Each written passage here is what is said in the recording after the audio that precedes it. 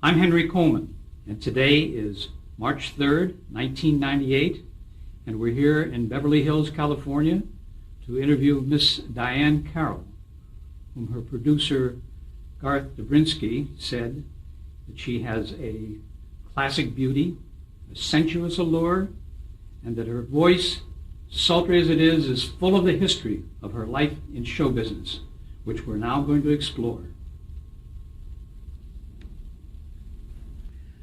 So here we are. May we have your full name, please?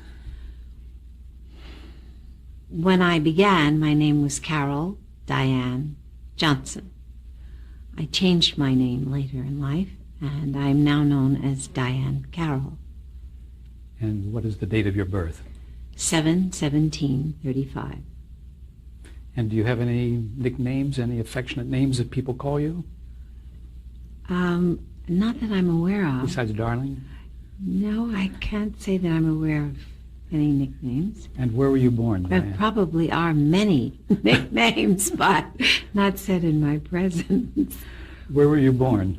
I was born in New York City, in a place called Fordham Hospital, which was in the Bronx in New York City. New York was very different at that time than it is today, 1998. Is that the neighborhood in which you lived?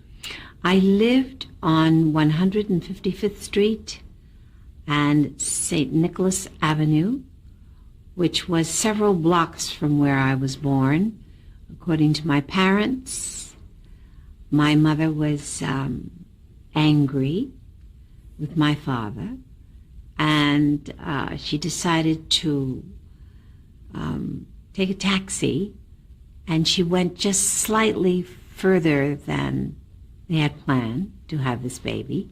So she landed at Fordham Hospital in the Bronx, and that's where I was born. I don't remember the name of the hospital where I was supposed to have been born, but it seemed to have made it a little more difficult for my father to find her. That was what she set out to do. So you can see that some of the nicknames that I may have acquired started even before I was born. They came directly. I'm a descendant of one of those strong-willed kind of ladies. Tell me about your mother and about your father. Describe them for me. That's interesting because I have not been asked to describe my mother and my father. They were two of the most beautiful people I've ever seen, and very involved with their beauty. I suppose that's why that is the first thing that comes to mind. Were they strict parents? They were strict parents, but they were also loving and quite doting, very caring about whatever it was that seemed to be of interest to their baby, Carol Diahann. She was always supportive in whatever it was that attracted me, to the extent of doing research. For example, I wanted to study voice, and there was no money to study. So she researched New York City, and she found that there were places that I could have a voice lesson for maybe 50 cents. And then in school, fortunately, I was told that there were certain scholarships that I might qualify for. That always thrilled her, that I could pursue whatever I wanted to do. My father was different in that he cared and loved me deeply. I know that. What kind of work did he do? He worked for the Board of Transportation of the City of New York. He was busy succeeding. He was busy trying to make sure that his family did not live the same kind of life that he had been forced to live. They were poor. He lived on a farm. My mother also was poor. She lived on a farm. My father lived in South Carolina. My mother lived in North Carolina. They met in the North. They met, as it was called at that time, We're going north, is what black people said when they were leaving the South. They always left because of, quote, opportunity, unquote. They both were in search of not education, jobs. They had to support themselves. They had to it was required that they send money, and the expression is home. You send money home. That's back to the parents. So that 12 children on my father's side and 9 children on my mother's side were required to remember home. In the meantime, they met, they fell in love.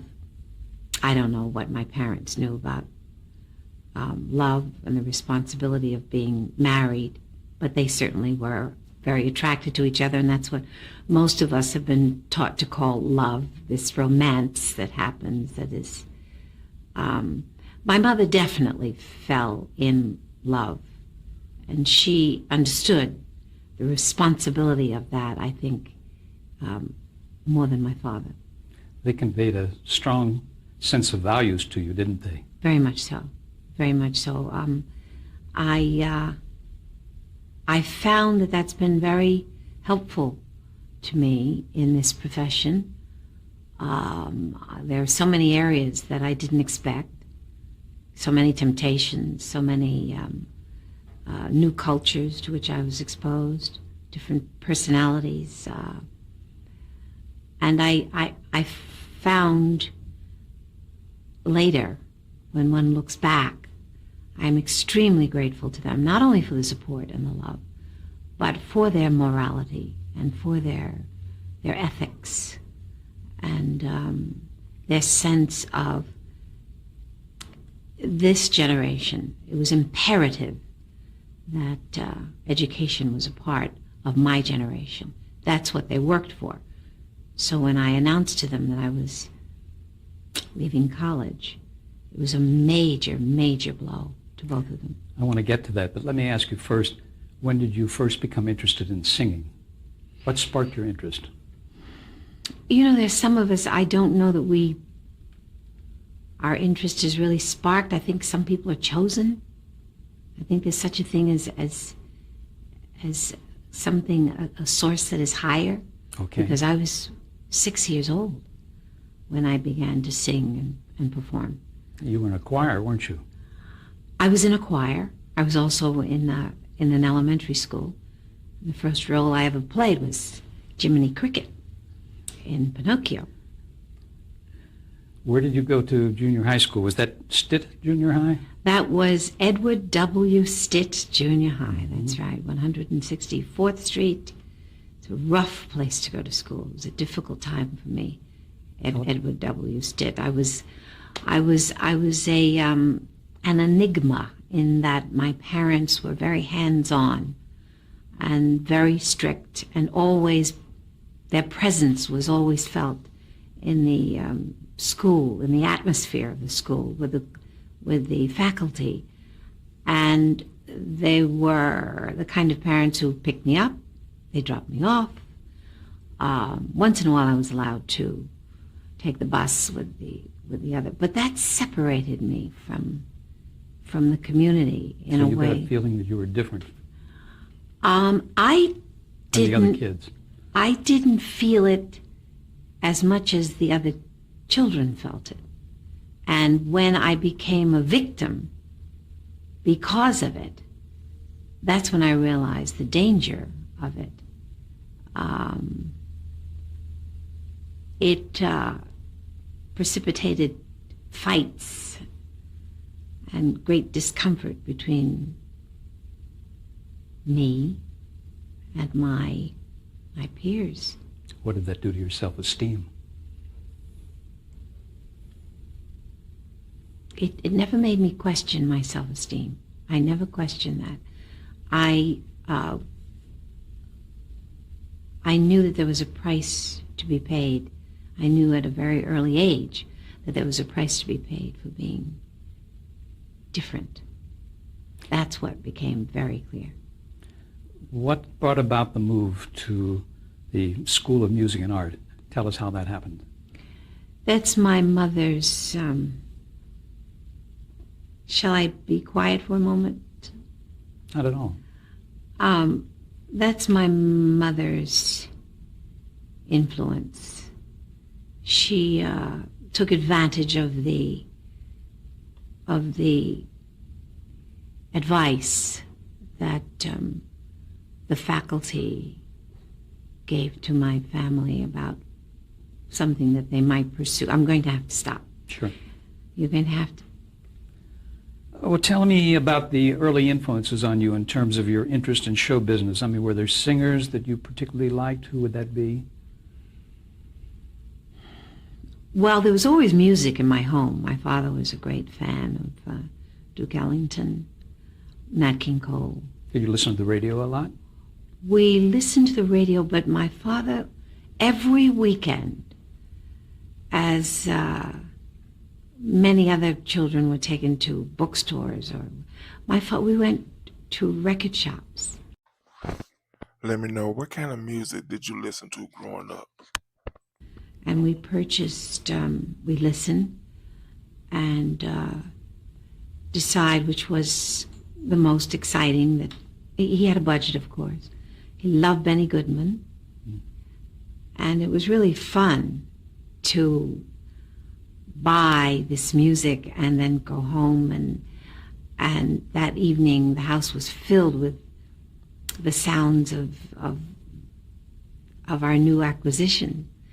And my father enjoyed it so much that he was able to make me feel his excitement. And then there were times when he just insisted that there were certain concerts that we had to see. What about movies? Did you go to movies a lot? A great deal. Mm-hmm. Movies also every weekend. That was part of the weekend remember ritual. Any particular picture that influenced you as a young child? Well, there were many. I was very impressionable, and all of the musicals were very important in my life. And I always saw myself as the leading lady. I always saw myself as the leading lady. I don't care what color she was, which I find interesting. 7, 8, 9, 10, 11-year-old girl, I always identified, and I thought, well, that's what I should do. I should be the leading lady. And so naturally, when I entered the business, I mean, we'll talk about that. And I realized the color problems were going to be almost insurmountable. I was slightly in awe because my parents made me believe that anything that I wanted to do, I could do. Well, that has served you, hasn't it? I think it served me well. It really has. What about theater? Did you go? I know your mother took you to Broadway shows, didn't she? Yes, she did. She was very curious herself. My father was not as curious. So the first thing that I saw was a play in New York City called The Voice of the Turtle, because my mother thought the title, she felt that it insinuated that it was for children. Margaret Sullivan. It was far from an experience that a child that young should have, but we both enjoyed it very much, and we made our pact that this would be our little secret, that she had taken me to see they cursed in Voice of the Turtle, and as I recall, there were relationships between people who were not married. Those were not things that young children were exposed to. But we sat in the balcony and we enjoyed it very much, and then I had our conversation about the fact that this would be our secret. This is not something we would share with Dad. How about a musical? Do you remember any particular musical that you saw that influenced you? Yes, Ethel Merman, very much so. Annie Get Your Gun? Yes. Mm-hmm. Yes. Also in the musicals there was this incredibly beautiful creature by the name of Lena Horne. And I don't remember how old I was the first time I saw Lena Horne, but I do remember my mother saying to me, "You will not see very much of Lena Horne because we want Lena to have her identification and we want Diahann to have her identification." And I think the less you are exposed to Lena Horne, the better it will be for you. I think it was very, very perceptive of my mother too. She said it's going to be difficult enough because of Lena Horne. She has wonderful contribution, and you should be exposed to it, but not too often. I want to go back to the High School of Music and Art. And how was that different from the school that you had been in before, where the people didn't treat you too well? It's really a very difficult environment when you're dealing with people who are uneducated and immature, and they have babies, and they have to try to pretend that they are parents when they don't know anything about parenting. Not that any of us really knows anything about parenting. I didn't get that manual, did you? No. Neither did I. Dr. But Spock. I think, that's right, that's the best I could do as well. But I think when the community is made up primarily of that kind of family, that it's not a comfortable place in which to develop. This once again is in hindsight. I didn't realize that communities were functioning in any other manner. There was a great deal of anger, much frustration, and when the father is frustrated, the workplace is not welcoming. The business of survival is the only thing that is the focal point constantly. It's not necessarily it's far from the most wonderful community. However, I lived on 148th Street between Amsterdam and Broadway, and I would like to say now that it was a wonderful community in terms of community pride. Your community growing up. And the parents that were aware supported programs for young people to have places for recreation after school. None of our property was damaged. There was no graffiti. All of the houses were taken care of beautifully. Everyone was very involved with their homes. And going to church on Sunday was a beautiful ritual to see. All of these very, very attractive people dressed beautifully with their children going to a place of worship. And then after the service, there was a feeling of deep respect for each other in the restaurants, in the grocery stores. And I've driven through that community within the last couple of years, and I can't believe that that's the area where I grew up. And I think a lot of that has to do with drugs. Drugs were brought into that area and destroyed. To take this time and describe the area that you grew up in. So you have to destroyed my community. You have to stay with the memory of that community, That's don't you? right. Tell me about that High School of Music and Art. I know I keep coming back to it. I don't mean to be a nudge. Well, I'm glad you do, because it was a wonderful place. It was an extraordinary experience that I would not have had it not been for the counselor who explained to my mother that I had a choice of going to George Washington High School, which was where everyone went in the community, or that I could take this exam for the High School of Music and Art. The High School of Music and Art is a school that was started by the mayor of New York City. His name was Fiorello LaGuardia, and he was a character. But he was a loving man, and he cared about education. He used to sit at his desk when there was a newspaper strike, and he would read the newspaper. They would film it. And when you went to see your neighborhood movie on the weekend, there was the mayor of the city of New York reading everything about current events, including he read the comics to us, and he was very loved, Fiorello LaGuardia. He was responsible for this school. So I went to this school, took this exam. It was not just academic; it was also musical, and I never expected to get into this school. It had a wonderful reputation. There were several schools at that time. Bronx Science was one. The High School of Music and Art was another. And I'm trying to remember the other school. But... Did you have to sing? Yes. And part of the exam was theory, music theory.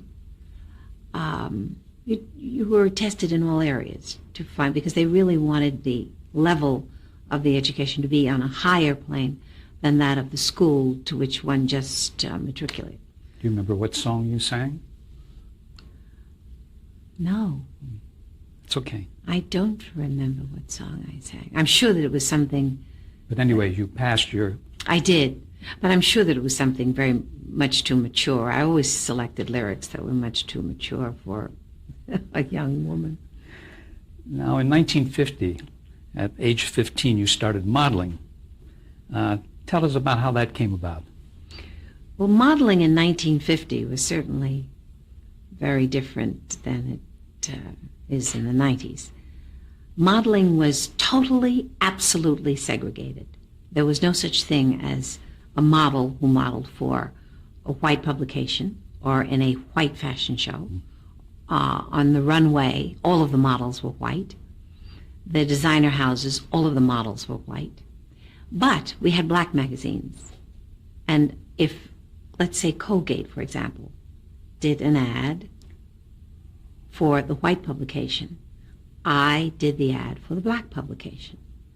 We had Johnson Publications, and Mr. John Johnson was an innovator, a brilliant man, who Johnson Publications had ebony, tan, and jet at that time, just in case anyone was curious as to which market he was trying to corner.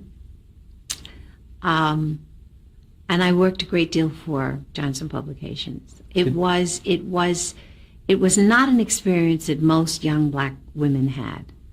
Did your father have some objection to a particular layout? My father was furious. Yeah. Absolutely furious. It was not something that a lady did. And my first published modeling assignment were petticoats, huge crinoline petticoats. And I was seated, and I was holding the petticoat in one hand, and I was showing my legs. And that was cause for a family conference. He disapproved vehemently that it was the behavior of a, quote, loose young woman, unquote. And then I said, Dad, I want to discuss with you this business of modeling because I like it. And also, not only am I enjoying what I'm doing, but I want you to know that yesterday I made $600. And my father, who has always understood money very clearly, he said, we're going to have to think this through a little more depth here. And I think there were certain rules, certain things I could and could not do, but I was allowed to continue with the modeling career. When did you first hear about television? Did you show any interest initially when television was first starting?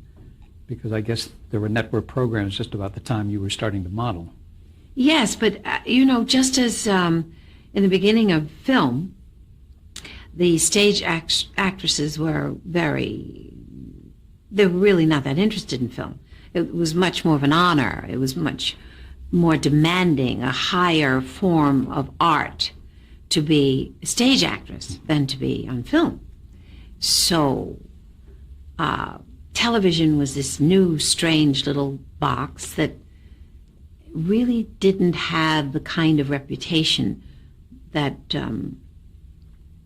that one felt very secure about if you performed on stage. Stage was the highest, and in many ways it really is today, when you perform on stage, Because if you notice, most of our actors who are about the craft will find something that takes them back to the theater. There's nothing as demanding as the curtain going up, and you have to do it for 2.5 hours.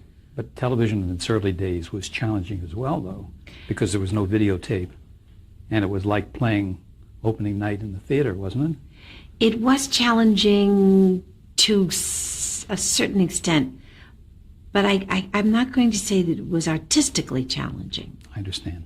And I think that's where the snobbery came about. You know, this was like a toddler. It was a baby trying to get its footing, and a puppy that, you know, its tail didn't know how to wag with the hind legs.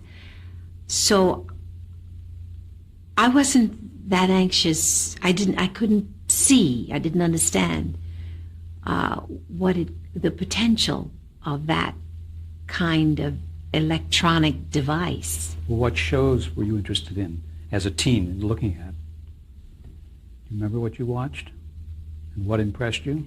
Well, when I was a teen, it was 19 what? Let's 1950. think. 1950. Mm-hmm. So what was on the air in 1950? Well, Studio One, Robert Montgomery Presents. Anything having to do with drama, I would watch. Mm-hmm. If it was, I can't think of any. I mean, if it was a silly sitcom, I was not interested. But anything that represented drama, comedy, a piece of theater, yes, that I watched. What about musical shows? Kate Smith? I'm kind of joking. No, really, there was a Kate Smith hour. I know. And I think Kate Smith hour was done very well. I don't remember when Ed Sullivan came about. Early on. And now we have to also remember that when I was a girl, that I did something called the Paul Whiteman, I think it was called the Teen Club. And this show came from a little studio in Philadelphia. So my parents, we drove every weekend to Philadelphia so that I could be a contestant on this show. It was all so new. It was all so unprofessional. It was all so. But I wanted very much to win each week on the Paul Whiteman Teen Club. I liked the feeling of being the center of attention. I liked having the spotlight. I didn't shy away from it at all. And my parents saw that. And that's when I began to understand a little more about the power of television, because there were agents, producers who sat and they watched so that they would know who the youngsters were that were coming along. I get you. She has a great depiction about her childhood. You have just watched part 1 of 8. Now, you appeared on the Arthur Godfrey's Talent Scout in 1951. That was... Whoa, was it really? Yes. And besides the Paul Whiteman appearance, this was kind of like your television debut on That's a national right. network That's show. right. How did that come about?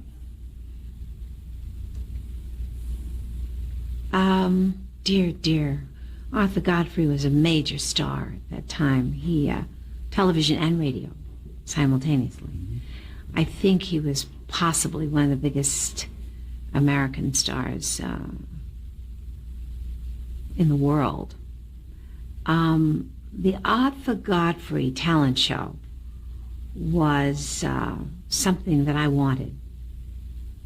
And So you were watching that show every week? yes, because I felt it was something that I could do. I was in the High School of Music and Art, and my friend, whose name was Alyssa Oppenheimer, we rehearsed sometimes together. and she played a lovely song called Tenderly, which became a hit by Sarah Vaughan, major hit. And I tried to emulate Sarah Vaughan. And we decided that we were going to audition for the Arthur Godfrey show. So we did, and we filled out this card, and we called ourselves Oppenheimer and Johnson. And the card goes in, and they come out, and they call you in a little waiting room. Oppenheimer and Johnson, and we went inside. And everyone thought it was hysterically funny because they thought they were going to see an old comedy team, Oppenheimer and Johnson, and then walk these two 17-year-old girls, or 16, whatever we were. And I was fortunate because they asked if I would come back again without my friend Alyssa. And she was thrilled for me, so much so that she called me in the middle of the night, and she said, your name, I'm going to change my name, and I think you should change your name. And I said, I don't care about my name, I just want to get on the show. No, she's very important, because Diane Johnson, it's too boring, and Alyssa Oppenheimer is too boring, and I think I'm going to become Lisa Collins, and why don't you call yourself Diahann Carroll? Take your first two names, invert them. And I said, fine, whatever you want. As always, I was more about the work of it. I thought if the work is good, they'll remember your name. I don't care what your name is. But that's where I got my name, Diahann Carroll. And I went back, and then I was on the show a couple of times. And then it was very interesting, too, to begin to get out into a larger arena than just the neighborhood, because Arthur Godfrey was very, very attracted to my mother. Arthur Godfrey really loved pretty ladies. And I think that's one of the reasons that I was on the show so quickly. Wasn't there an incident where you were in his office with your mother and he was kind of flirting with her? I was sitting there. I don't remember what he said or what he did, but I immediately explained to him that was absolutely unacceptable. And he was taken aback by that. No one had ever told him that. Probably. I don't know. But I think when something is done out of a kind of honesty and a kind of truth, that even if you've been getting away with I don't know what, you recognize it. So I think that was part of the attraction to my mother and myself. So then you did the talent scouts, and did you win the night that you were on? Yes. And what was the prize? Well, I remember I was able then to do the Arthur Godfrey radio show, which involved the McGuire sisters. That's where I met the McGuire sisters. And Phyllis, I think, went on to become the most infamous of the three girls. And there was a young Italian singer at that time who was on the show. I'll think of it, of course, afterward. It'll come up. Tell me about Arthur Godfrey, though. I mean, just your observations of him beyond the fact that he liked the ladies and flirted with your mother. Did he help you along? I mean, was he involved with what you were doing? He was involved with all of us. Yes, he was. He was sort of a producer, creator kind of mind, including wardrobe, and he would always make comments. At that time, he was considered bossy and demanding, but I appreciated it. I liked the fact that he had something to say about what I was wearing, what I was singing, and that he had something to say about almost everything. And I learned a great deal from that. We were all afraid of him. We were all in awe. Because he was sharp. He had a sharp tongue and a sharp manner. But I didn't care as long as I was getting information. And then again, very strange, but there's something about my upbringing that whenever I was in the presence of that kind of I will control, I always spoke my mind. I always said, there's another way to work. We don't have to work this way. I will probably received more information from you. I remember what happened with Otto Preminger. I remember it happened with Sam Goldwyn. I want to get to those things, too. Tell me about the Talent Scout show. Was that telecast from a theater in New York? Or a studio? The radio show came from a studio. I think it was NBC he was at that time, I'm thinking. And the television show Was CBS. was CBS, so then it must have been CBS, CBS. for Were you nervous that first time you had to go on the Talent Scouts? Were you scared? Do you remember that night? I'm trying to remember. There's always a strange thing about fear. There's a certain kind of fear that you need, that you have to have. And I realize now that that is the kind of fear that motivated me. I wanted to be out there in front of the public. Of course I was afraid, but I was afraid not to the extent that it Didn't impede your performance. It did not. As a matter of fact, it Enhanced it. enhanced what I wanted to do. It enabled me to want to conquer the moment, I suppose, is what happens to a lot of people in my business. Do you remember what you sang that night for the Talent Scouts audition? For some reason, I was a young woman who was in love with the song, Why Was I Born? It seems to me I sang it wherever I went. I don't know what that song meant to me, but maybe it was just vocally a wonderful showy, kind of melodic.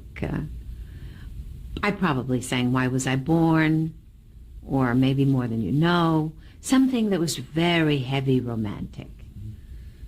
Did your parents watch the show? Of course they did that night. Yes, they did. And you remember their reaction? They were very proud. They were very proud. My parents were not enamored with the thought of my becoming a part of show business. They were very proud, but it was obvious that they would like me to put this aside, because the most important thing was to become a doctor, a lawyer, an Indian chief, whatever it is that one studies at university and walks away with that. As they called it, you have to get that piece of paper. You must get that degree. So it was a double-edged sword for them each time I performed. When you performed, were you considered like a celebrity in your own neighborhood? Did the other kids come over and tell you how good you were and everything? Some that were fortunate enough to have a television set. Right. Or really to be aware that there was such a thing as the Arthur Godfrey Show.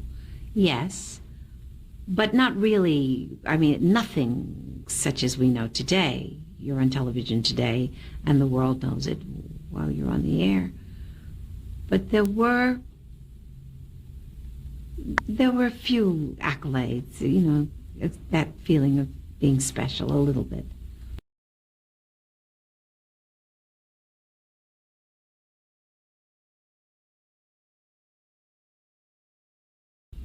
On the radio show, did you perform a number of times? I mean, were you on for a certain number of weeks? Yes, and we were constantly rehearsing and constantly performing. And it was a great training ground because everything we needed was always provided. I'm very grateful to those early days on CBS with Arthur Godfrey. Did you learn a lot in terms of your singing? I mean, in terms of selecting a style for yourself? I think the style was beginning to evolve, but the seriousness of rehearsing, the seriousness of the business of it was certainly in the air. Everyone was very, very serious about what we were doing. And the McGuire sisters, and as I say, in particular Phyllis, she was very helpful about wardrobe and thoughts about makeup. Grooming was very important to Arthur Godfrey. So, as I say, it was a great training ground. I was very young. It was a great place to be. But you could do that and go to school at the same time. Absolutely. Yeah. Absolutely. Nothing was more important to my parents than my going to school. And if the choice had to be made between going on the air or going to school, there was no question. Did that ever come up that way? I'm sure it did. Yeah. Now, in 1953, you graduated from high school. what were your career goals at that time? And I'm sure you felt your parents' influence about going to college, right? Yes, I think I've been telling a little fib. I thought it was 1954. What All could right. be. You know, a year becomes very important after a certain point in one's life. There was never any doubt that I would go to college. That was what my father worked for. That was what we talked about. And Howard University was their dream for me. Howard University was the most important college, black college in the United States at that time.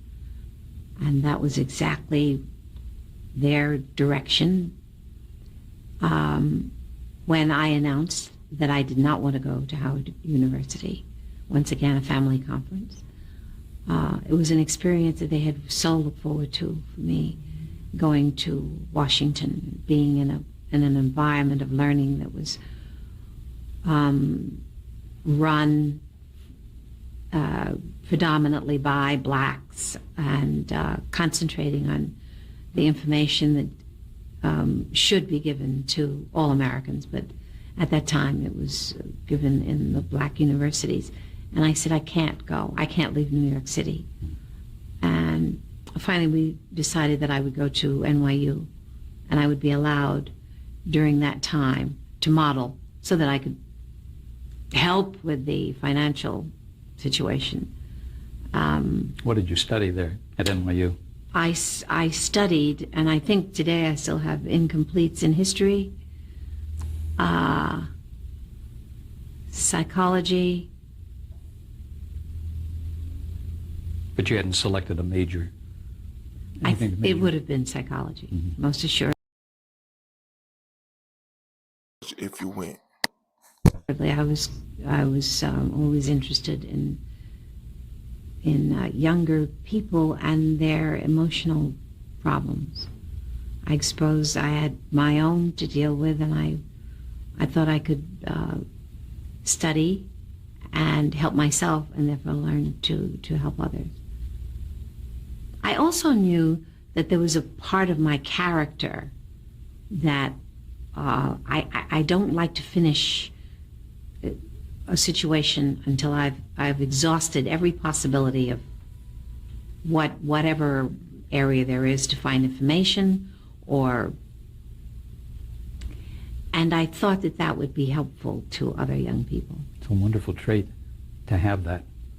Sometimes. Well, there are times. sometimes it gets you into trouble. Oh, it can we won't talk definitely about that. get you into trouble. Okay. I'm going to 1953 now, to a show called Chance of a Lifetime that was on ABC. Do you remember how that came about? How you got Once again, I was on a. These shows were very popular at that time. Yes. And I saw the show. I auditioned for the show, and it's always a learning process for the show as well as for me. I realized as I became older that I brought information to them and they brought information to me. The exchange was important. I remember Dennis James was a wonderful man and wonderful to me, who wrote this beautiful introduction for me. And it was all about the fact that I'm black. And I said, Dennis, I think the introduction is beautiful, but there's some things about it that are a bit obvious. I mean, the minute I walk on stage, I don't think they're going to perceive me as anything except black. So what are the other things that you see when you see me? What are the other things that you think about when you see me? Could we include more of those in the introduction? And that was the beginning of a friendship. And that was at the age of 15 or 16 that you... Something like that. I've always had a big mouth. Pretty heavy duty for someone that age. Well, maybe, but if we are aware of the complete separation and how much I resented it, I dealt with that kind of thought process daily. This was not just an incident that provoked it in me. It was something that I dealt with hourly, moment to moment. What was your acceptance like on that show, on Chance of a Lifetime? And did they treat you well? That went very well. Yeah. And I won a Chance of a Lifetime for three consecutive weeks, right? So there was this business of $3,000 to be dealt with, and my parents once again had to say, we're willing to allow you to take the $3,000 to use it for your career, but you have to remember that you will come back and you will have to continue your education. We'll allow this, but you must remember that your education has to be completed. Well, now you've appeared on Arthur Godfrey's Talent Scouts and been on the radio, and now you've been on television with Chance of a Lifetime. What was your impression of television? Were you seeing there an opportunity for yourself to perhaps come in and make a career out of that, or were you still interested in the modeling and school and singing? Well, I really wanted it all. Mm-hmm. If there had been a way to continue with pursuing my degree, I would have done that as well as pursue the career. And I loved the exposure of television because television was growing constantly. So the exposure meant it meant jobs. It meant more exposure. It meant going out into the workplace. It meant flying to Hollywood because someone had seen you on television to do another television show that was shot in California. It meant excitement. It meant it was good. But it was how very was it good. to be a black performer in 1953 on television? I mean, were there opportunities? Very few. Mm-hmm. And for many years, I arrived in this town and I asked if I could be the first performer on the show so that I could catch the red eye and get out of here. Because there was something about being in the vicinity of television and film, knowing that there was no place for you. There was just more rejection than I could bear. So I left immediately. After the performance, of course. And they listened to you and put you on first? Yes, and I was quite honest about, I just like to leave this town. Mm-hmm. Well, one of your prizes on Chance of a Lifetime was a week's engagement at the New York nightclub, the Latin Quarter. Was this the first time you ever performed in a nightclub? Yes, it was. Tell me about your experiences, what your feelings were about that.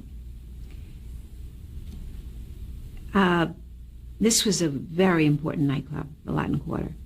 It was run by a man whose name is Lou Walters, whose daughter is Barbara Walters.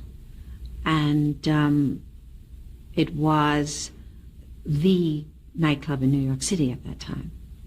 The fact that they affiliated themselves with Chance of a Lifetime was, for me, glorious, because when you are chosen as the winner, there's more grooming by the Lou Walters office. There's more attention paid to the music, to the orchestrations, to the presentation, so that when you appear at the club, you are as professional as they could possibly make you. So it was a very beneficial situation for performers like myself. That's why Christine Jorgensen, who was an international incident in the world because of her sex change. She was a man who became a woman. That's right. And Christine decided that I should be taught the proper carriage and how to bow. And so I arrived early every evening so that she and I could go through the routine of walking on stage and what the business of carriage meant to the audience. And that is how you convey to the audience who is in charge without causing friction. It's not to make them hostile towards you, but there's a way to say to them, I'm doing this and you are going to watch me. You're going to participate by your silence, but I am in charge. That was a fine line, right? yes. It takes a while to learn. Do you recall, because so many times in those nightclubs when a performer would appear, people would talk and drink and do whatever else they were doing and not give them the attention. Do you recall that you got their attention? I recall that most of the time, even as a youngster, I got their attention. Then I was very aware of the fact that there were times when it was, it was a lost cause. It was that was a drinking, smoking period in our history. So our audiences very often were rowdy. Do you remember what you sang at that time? Did you sing Why Was I Born? Of course I did. I sang all of the, what we call now good old songs. Rodgers and Hart, Harold Arlen, all the fine composers of that day.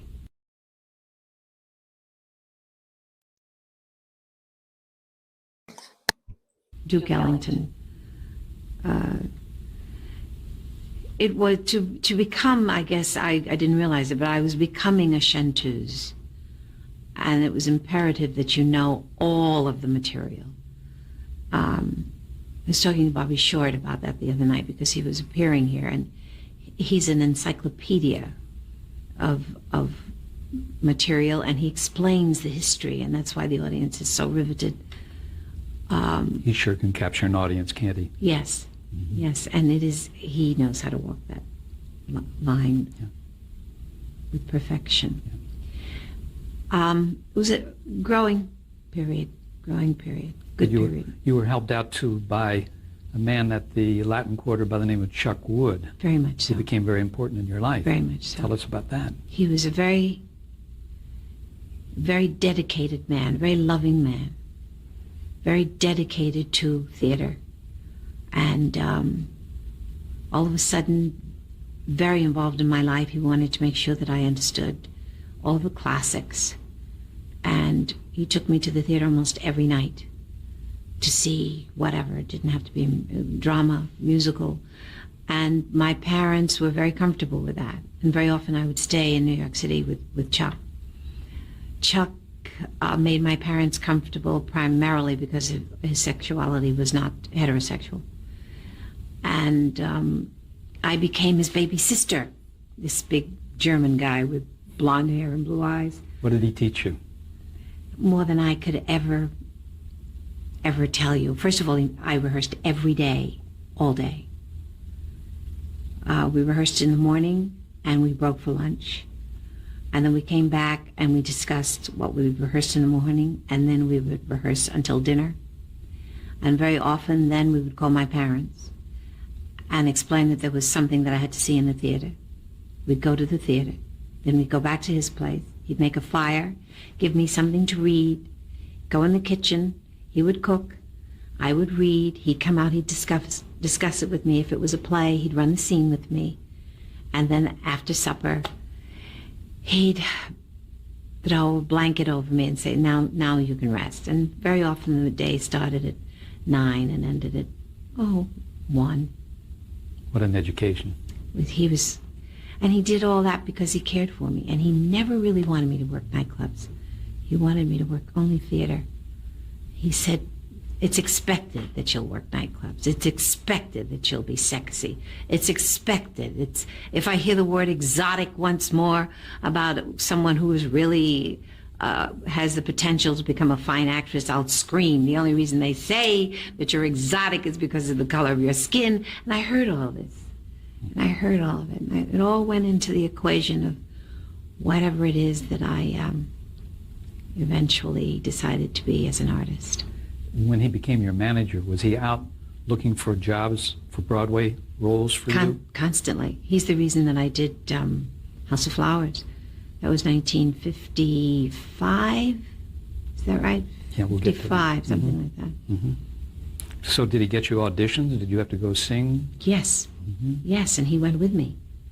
And did he accompany you on the piano? No, he had someone who was, she was brilliant. She was the first black female conductor on Broadway. Her name was Joyce Brown.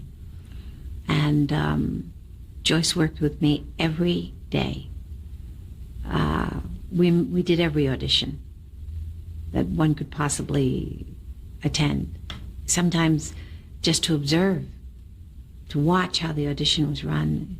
It was a thorough schooling. I thought it was a taskmaster, but I loved it. The truth is to be told, I complained a lot, but it was fabulous. How wonderful for you. Yes. Someone like that in your life. Yes. Did you find that you could audition for roles that were wide open or only for black roles? Oh, at that time, it was only for black roles. There was no such thing. No as, way. Hmm? No, there was no such thing as a crossover role. Where did you perform at that time? Did you start working in nightclubs, or did you have performances out of town? Yes. There were clubs always. Nightclubs were very popular. Mm-hmm. There was one in Pittsburgh, one in Chicago, one in Florida, one in... And in the beginning, I traveled alone. That was a rough time. That was very hard. Hard life. A very hard life, and particularly going into areas that had never seen a young black woman. They didn't know anything about a young black woman who wanted to become an actress, a singer. And I remember being in towns where if I walked down the main street, all the people would come out of the shops to observe me because they'd never seen anyone like me before. What about where you could stay? Were there restrictions on that? Yes. The Lou Walters office had to research that very carefully because my parents were not happy about the fact that I was traveling alone. When they could afford it, sometimes the pianist would go, but more often than not I was alone and lonely and confined to the living area, except when I was taken to the performing area and then back to the living area. Mm-hmm. So I learned a lot about being alone. You, in 1954, left NYU. What kind of a reaction did that have on your parents? What one might expect. It was negative. It was with the promise that I would return and finish my education. They insisted upon a 2-year period that I would pursue this career. And I thought that was fair. I thought, all right, let's try it for 2 years. Let's see what happens. And within that 2-year period, I mean, you know what happened. Right. We're going to take it up on the next tape. Okay. All right. Let me know in the comments, what do you think about this video? You have just watched Diahann Carroll interview, part 2 of 8. Diahann, in 1954, you went to L.A. Because you were summoned there. Tell us about what you were doing there. 1954, was that my first motion picture? Yes. So I went to audition for Otto Preminger, I suppose. Mm-hmm. How did you come about getting that audition?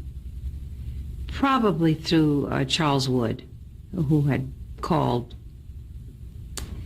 And I thought the idea of my auditioning for Carmen Jones was ridiculous. And I told him so. What I didn't understand, and it took a while for me to, he said, it doesn't matter, do it anyway. What he wanted was, he wanted Otto to see me.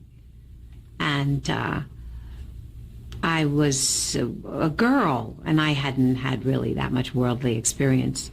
But it was correct that he should have wanted me to do that. Otto was extremely powerful at that time, very well thought of as a director. I think perhaps, had he done Laura by that time? He had done several very, very fine pieces of work on film. But I did not get Carmen Jones, and I thought that Dorothy Dandridge was absolutely the perfect person to do that. But I did get a part, and I was in the film. And did you have to read from the script or sing, or what did you do? All of the above. Mm-hmm. Everything was required. And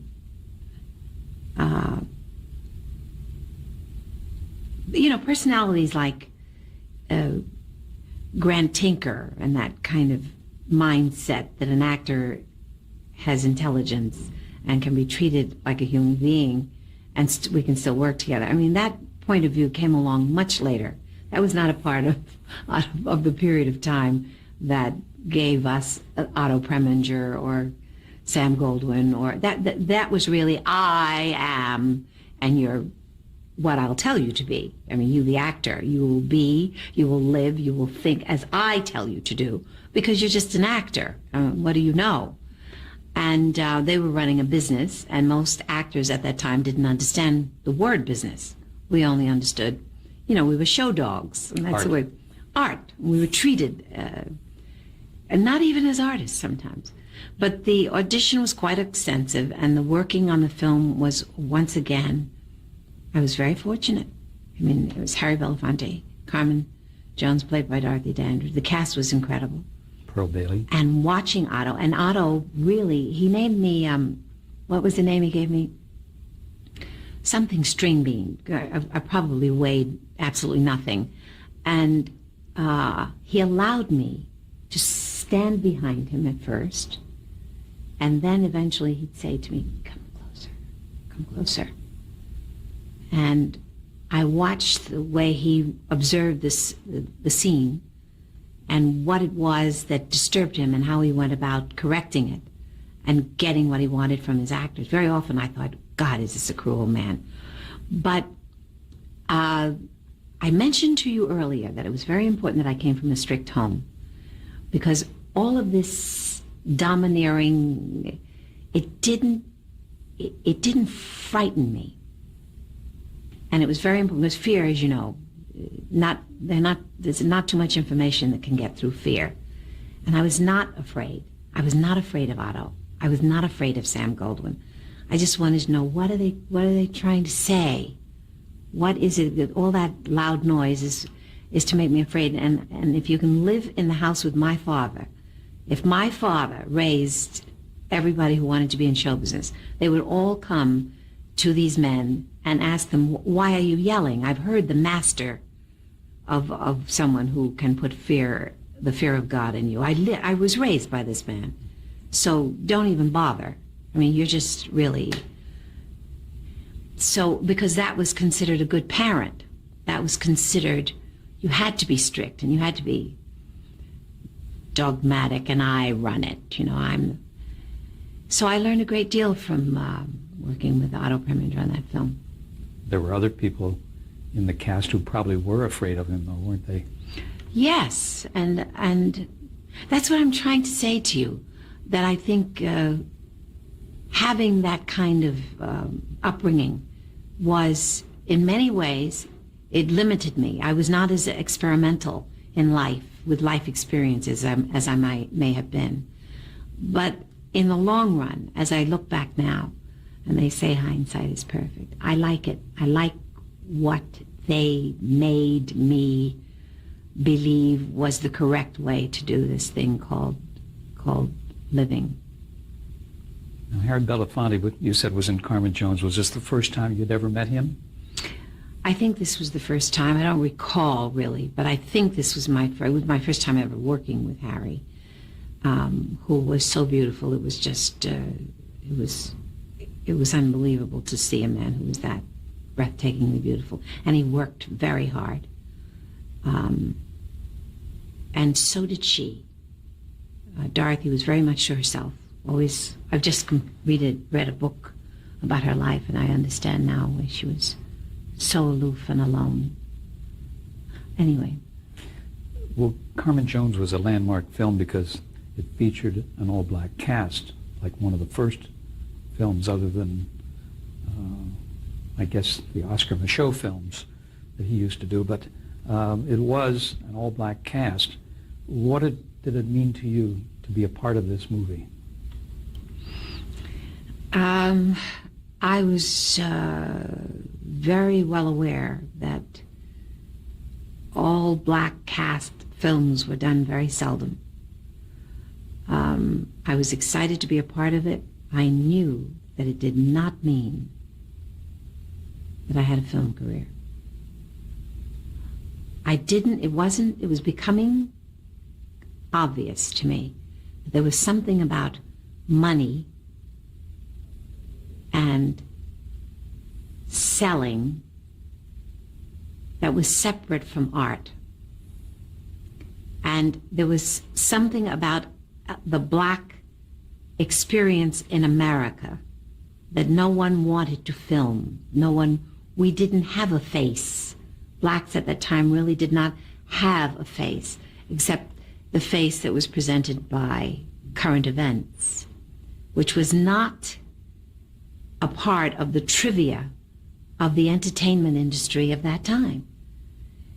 And slowly I began to understand that to think that you were going to become a part of an industry that was basically trivial, and what they were selling was trivial, and that what you came from had a different kind of substance and was not dealt with, that perhaps you were not going to penetrate that arena of mass exposure. How was Carmen received by the public, by the press, and in particular the African American community?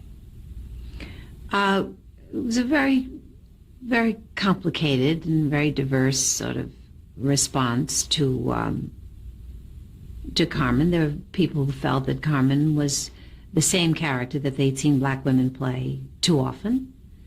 There were others who were able to say that this job of work that Dorothy did was magnificent and separated the content from her artistry. It was it didn't create the danger that a Porgy and Bess created later. It was more easily accepted transition from Carmen, Bizet's Carmen, into Carmen Jones. It was an easier transition for the European mind as well as for the white American mind. It was an extremely successful film. And was it received well in Hollywood? It was received well in Hollywood. I would say that even in the black community, I think it was received well. Do you think there were more black roles for black actors after that? Absolutely not. No. The door was not. Still closed. Always. And you knew that. You knew that when you were working on the film. You could feel it. You could feel it in your crew. You could feel it. Everyone on that set knew that this was once in a lifetime, or maybe they'd be two of these in a lifetime, but that they were not dealing with stars who had power. I knew that as a girl. Did Preminger make any effort to have blacks in his crew? Absolutely not. Absolutely not. Describe Los Angeles in 1954 when you were making that movie. Where did you live? What was it like? Los Angeles, that's why it was interesting.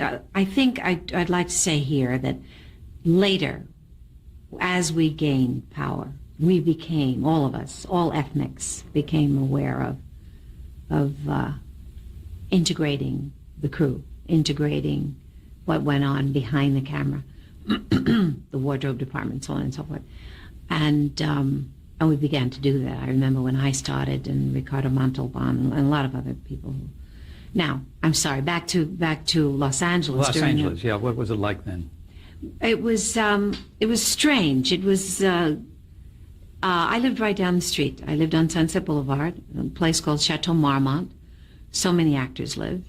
And it was like a dormitory for young hopefuls who came to Hollywood. There were a couple of those in town. And they were not segregated in any way. There was usually a meeting place, a cafeteria, or something downstairs where you saw everyone. I remember the first time I saw Sammy Davis Jr. And he walked into this cafe where everyone had tuna fish sandwiches and roast beef sandwiches, and he said, "Wine! Wine for all my friends!"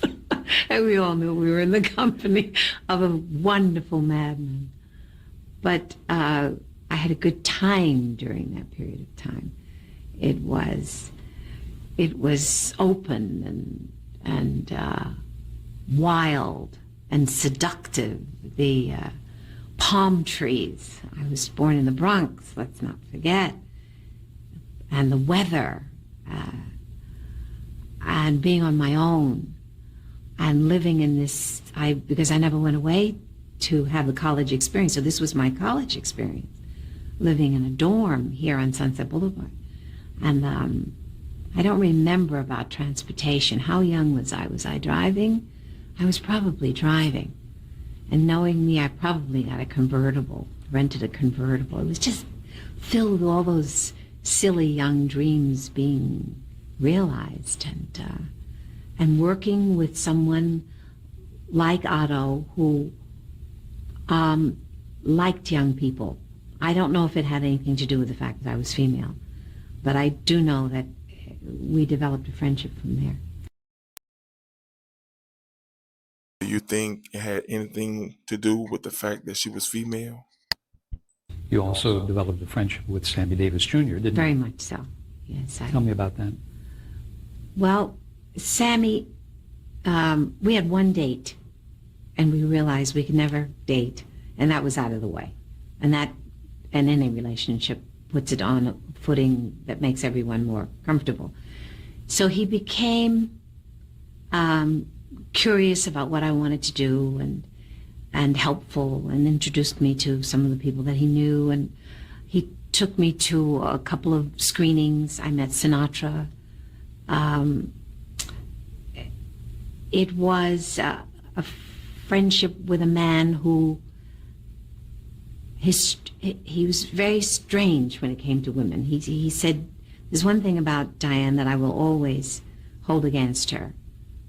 I like her anyway, but she's really a professional virgin, and they're a bore. I accepted that, and I said to him, I take it as a compliment. I thank you very much, because there are a lot of other things that could happen to a young woman, I think, in Los Angeles that could be much worse than having that reputation. I liked it. Through Sammy, you also met Marlon Brando, didn't you? That's right. Tell us about that experience. Sammy had company every night. Sammy had a party every night. Sammy was Sammy. He was bigger than life, and he was funny, he was smart, he was curious, he was loving, he was self-destructive. He was all those things that make people just want to be in his presence. And so he had a party, and he said to me, there's someone who would like to meet you. And I said, who is it? And he said, he's in that room over there. And we went in and we said hello. And we talked for a little while. And everyone in the industry, you have to remember what Marlon was at that time, what Marlon is, of course, but what Marlon was, because he was becoming this phenomenon in front of the camera. We had never seen anything like this in the motion picture industry. And he represented something new and dangerous and frightening and sensual, and always about the craft. He was always about the work. So he asked that we go to dinner, and we went to dinner. I guess it was the following evening, with because my calendar most assuredly was not filled. I was always at home with a friend of his and another young lady, and we came outside, and he gave me a little whack on the rear end, and I turned around and I gave him a whack right across his jaw. And the next day, a box of books arrived. They were all about acting, singing, training, Stanislavski, An Actor Prepares. The phone rang, and it was Marlon. And he said, did you get, I said, yes, I did. And he said, I would like it very much if you would catch the next plane, get out of this town, go back to New York, and concentrate on your work, and take those books with you. And that was very good advice. And you took his advice? Yes, I did. How did your experiences in Los Angeles, however, affect your career goals? I mean, did you get an interest in movies, want to become a serious motion picture actress? No. No, I never saw a future in film. Because to not work, even now, to not work is very threatening to me. I'm not comfortable with that.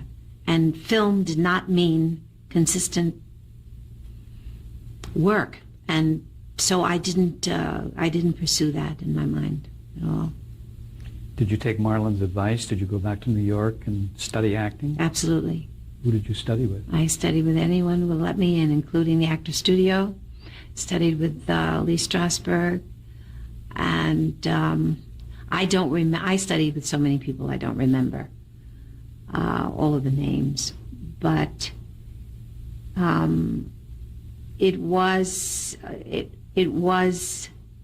the place to be. New York was the place to be, and I took advantage of every aspect of that. In the comments, do you think she made a good decision leaving LA and going back to New York? So that helped you then to get to the point of House of Flowers, which we should talk about now. And what was your role in that, Ottilie? When I was here, during Carmen Jones, I had a friendship with a very talented young woman who played the ingenue in Carmen Jones. Her name was Olga James. And she told me constantly about wanting to go back to New York because she was going to do a play called House of Flowers. And during that time, these are strange little moments that happen in business. It can be show business, any kind of business. And near the end of the film, I received a wire from Chuck Wood. And the wire said, come home immediately because you must audition for Truman Capote for House of Flowers. And my best friend had spoken of nothing except House of Flowers for how many weeks? And I really didn't know what to do. Finally, I spoke to Chuck about it, and he said, I think the best thing for you to do is say nothing. Come back and do the audition. If you are fortunate enough to get the part, we'll deal with it then. So the flight back was a miserable one. The red eye. Yes, the red eye, filled with all sorts of trepidation about going back to audition for what ostensibly was my friend's role. And I went back to New York. I went immediately to the beauty parlor. I fell asleep in his chair. I was so tired. And he cut off every inch of my hair. I looked like a boy. And when I awakened, I said, why did you do that? He said, you had something done to your hair in California and it was ruining your hair. I said, I have an audition in a half hour. What can I do? He said, nothing. I can't even put a wig on it. It's so short. I arrived at the theater. I thought Chuck Wood was going to scream. And down the aisle came this little man in a white suit, putting his fingers through his hair. You look marvelous, he said. You look just so different. He had a very high voice, and he was very authoritative. He said, you didn't look like this when you were here before. I love it. He said, you cut your hair. And I was so nervous because, of course, I was Truman. I said, may I sit down? He said, of course. I sat on the edge of the stage with my legs hanging over the edge of the stage so that I could breathe, because I was in the presence of Truman Capote. I think I had just read The Grass Harp. And he said, sing anything you want. Sing anything you want to sing. You don't need the piano. Just sing anything you want to sing. And I don't remember what I sang, but I know I sang. And he just sort of stood there and looked at me, and he said, take your shoes off. I walked around, and he spoke to St. Suber. He spoke to Harold Arlen for a few minutes, and he said, I think you're going to be our Ottilie. I think you're our Ottilie. And I don't perspire. I rarely perspire. But I was, I think, cold perspiration. I mean, it was, everyone knew the Truman Capote, Harold Arlen, produced by St. Suber, choreography by Balanchine, directed by Peter Brook. It was, so I did what most actors do when things like that happen. I cried. Quite an experience. You cried then and there, or after it was over? Then and there.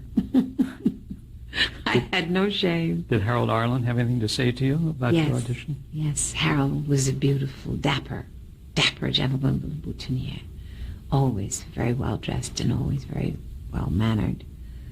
And he told me that it was going to be a joy to write for me. And he had written A Sleeping Bee for something else. At this moment, I think, in one of Michael Feinstein's concerts, because Michael is brilliant at that. You know, he examines the background. He explains where A Sleeping Bee came from. And it wasn't a sleeping bee, but Harold began to hear it in the audition, during the audition. And he was rewriting it in his head as we were. Was that the only audition you had, or did you have to audition again? No, that was it. The one and only? The one and only. Did you think before you went in there that you would get the part?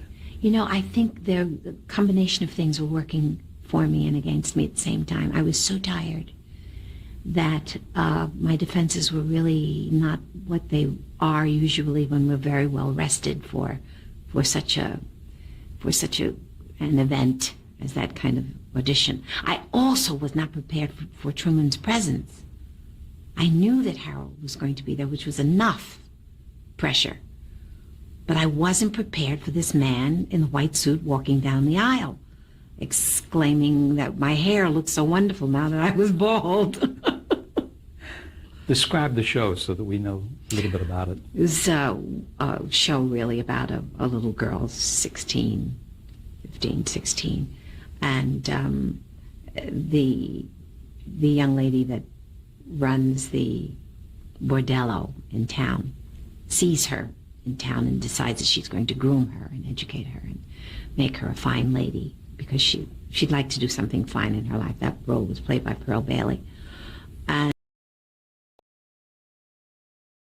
Diahann Carroll with short hair.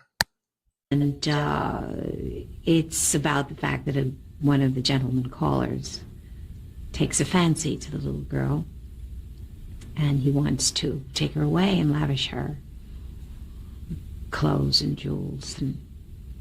But she falls in love. The little girl falls in love. She goes to the market or something, and she sees him. And because Truman was a romantic, no matter what you may think of Truman, he was definitely a romantic. Beautiful writer. Yes. Lovely. Josephine Premis was also in it? Josephine Premis was also in it. And Juanita Hall? I think during House of Flowers, if I'm not mistaken, Herb Ross replaced Peter Brook. Herbert Ross. If I'm wrong, Herbert will kill me, but I think that's what happened. Balanchine also collaborated with Jeffrey Holder on the choreography, because it was from the island, about the island. How did it feel to star on Broadway? I mean, it was opening night. Were you nervous? Oh, of course. Yeah. I mean, yes, but you know, we're going to come to this place, I think, probably again and again, because the business of what kind of nerves that accompany that incredible moment of you have to do it now, I have always held on to the fact that you cannot fall apart until you've done the work. You do the work, and then we think about the fact that it's opening night. First, you have to do this, and then we'll become nervous. So the nerves are there, but they're about something, and I think some of that was reinforced for me when I was at the Actors Studio, that you come with something to do, and the something to do supersedes all of the other feelings. Primary. It's the primary. That's right. Yeah. That's right. It's the primary. How were you received by the audiences? What kind of a reaction did you get? Well, we were, I think the reviews were mixed. As I recall, I did very well. And I think that our run was not as long as we anticipated, but we did very well for a period of months. We were not there a year, maybe 9 months, 8 months, 10 months, something like that. And you got the recognition of a Tony Award. Yes, that's true. That was my first Tony. How'd you feel about that?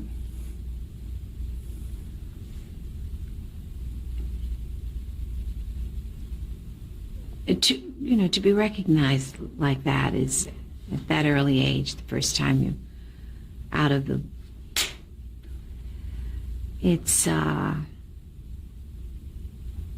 It's very heady stuff. And going to the awards, I thought I was composed, and I thought I was prepared for, but I walked to the podium to receive the award. Let's pick that up in a moment while we change tapes. Okay. You have just watched Diahann Carroll interview, part 3 of 8. Let me know what you think about this video in the comments. So we're at the podium to receive a Tony Award for your House of Flowers. I broke down. It was just overwhelming to realize that I was standing on stage to receive an award for the first Broadway musical that I'd ever done. And it was also because of what happened with my family. My parents were very proud. My father really was not happy about either Carmen Jones or whatever it was. He just, if you want to do that, you do that. But this was different. And once again, the training, Richard Rogers was very serious about it. Geraldine Stutz, who at that time was the president of Bendel, was wonderful to me in terms of coming to my home, going through my wardrobe. I mean, can you imagine the president of Bendel and teaching me how to shop, what to buy, what not to buy, what are necessities for a well-dressed working woman. It's very... You learned well. I'm going to 1959 now, to Porgy and Bess. How did that role come about?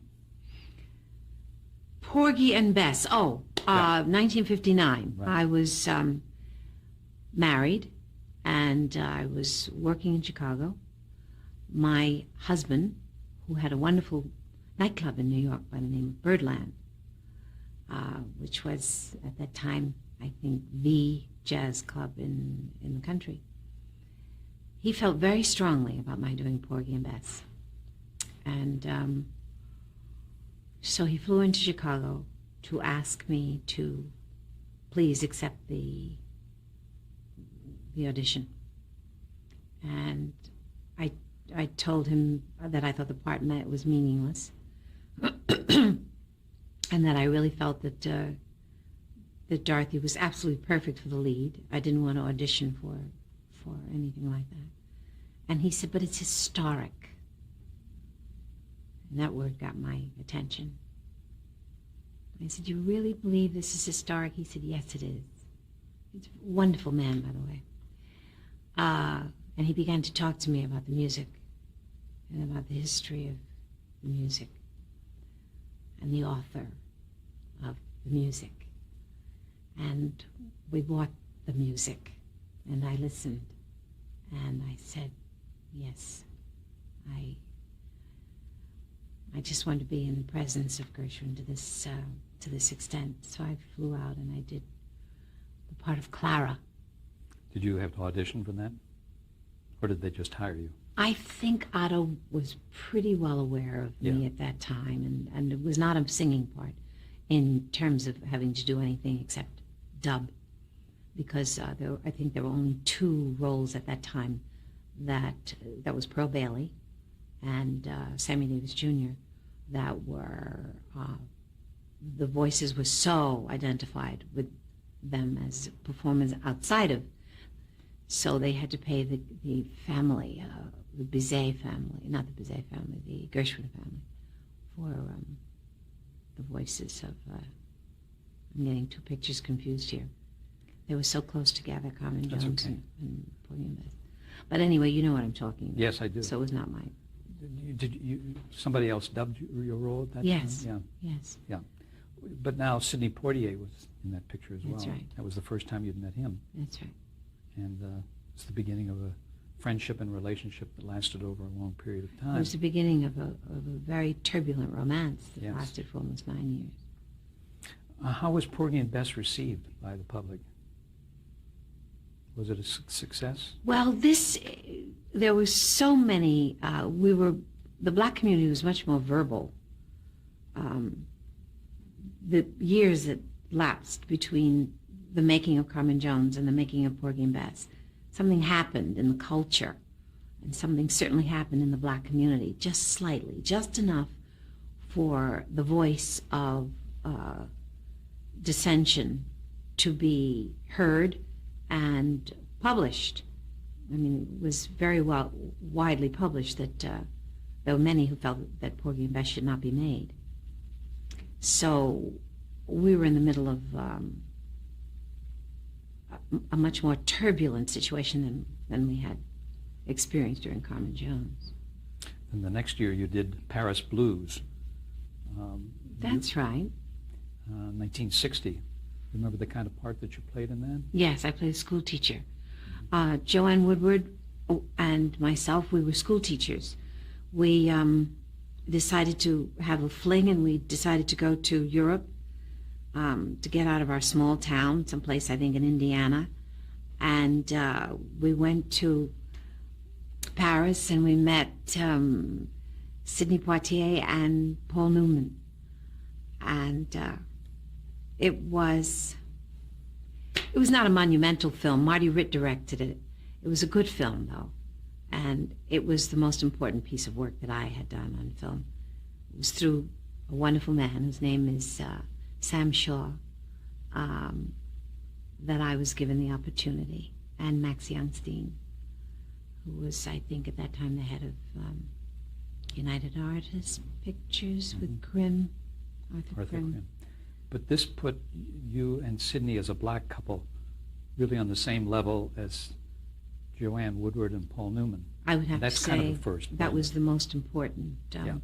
Joanne had the same relationship, really, basically, with Paul and Sidney were musicians, and they worked in the same band, the same club. They were pals. Joanne and I were pals. And Paul and Sidney play these 2 guys who really left the United States to avoid women like Joanne and my character. And there we were, and they were both saying, oh, we don't want anything to do with this kind of respectability. What you want to do is get married and have babies and settle down. And so, yes, the 2 relationships they mirrored each other. And we left, both of us left Paris without we didn't get our man. Did that film, Paris Blues, get some attention from the public? I mean, Yes. And how did the black community feel about that picture? It was important because the portrayal was really the kind of respectable couple that I think we needed more of that on film, because the middle class had not been represented. And for that reason alone, we made inroads into the psyche of the fact that the film became successful. So it can be done. We can show the middle class without having a financial failure here. So yes, it was an important piece of work. In 1960, you appeared on a CBS television show, The Gary Moore Show. That was one of a number of television appearances that you made. Do you remember your appearance there, your performance, what you did? I did The Gary Moore Show for several weeks, as I recall, for a very long time. Sometimes I would maybe, it was not consistent. Perhaps I'd leave town for a week and then I'd come back and I'd do. And I think that was the first time that was done on television, because the Gary Moore Show really represented a group of actors that were really ensemble actors. It was Carol Burnett. I can't remember all of the names. But you had very important guests, like I know Jack Benny was a guest on one of your shows. Yes, but what happened on that show, with Gary being the kind of human being he was that I was a part of everything. I was an integral part of what happened with the sketches and with the music, and it was an inroad. Did Gary Moore make sure that happened? He didn't. I don't know that he had to really fight it. I think television was beginning to, but he certainly was happy about it. I think television was beginning to turn, because I remember shortly after that, I think it may have been an Andy Williams show, and Carol and I did it together. And we played two dead-end kids with, knickers and the cap on the side, and there was a big conversation about whether we should be friends or not, and we both said, why not? And so we had the garbage can on our feet, and we were the badly behaved youngsters in a very poor neighborhood. But it was taken as a musical number, which it should have been. And things were slowly beginning to change. What was Gary Moore like? He was slightly shy. He was a funny man with a good heart and kind. Very easy to work with. He had no facade, no ego problems. And he encouraged you. Yes, and so did Joe Hamilton, who later married Carol Burnett. In 1962, you appeared on the ABC police drama Naked City. Was this your first dramatic performance on television? With this kind of weight, yes. How did that come about? 1962. Yes. As I recall, it was through my agent, who felt that the role of is either a school teacher or something, that it was a professional woman, could easily integrate the cast without disturbing it. And that permeated my career, that point of view. I think she can integrate this situation without disturbing it or making it have any chance of being less successful.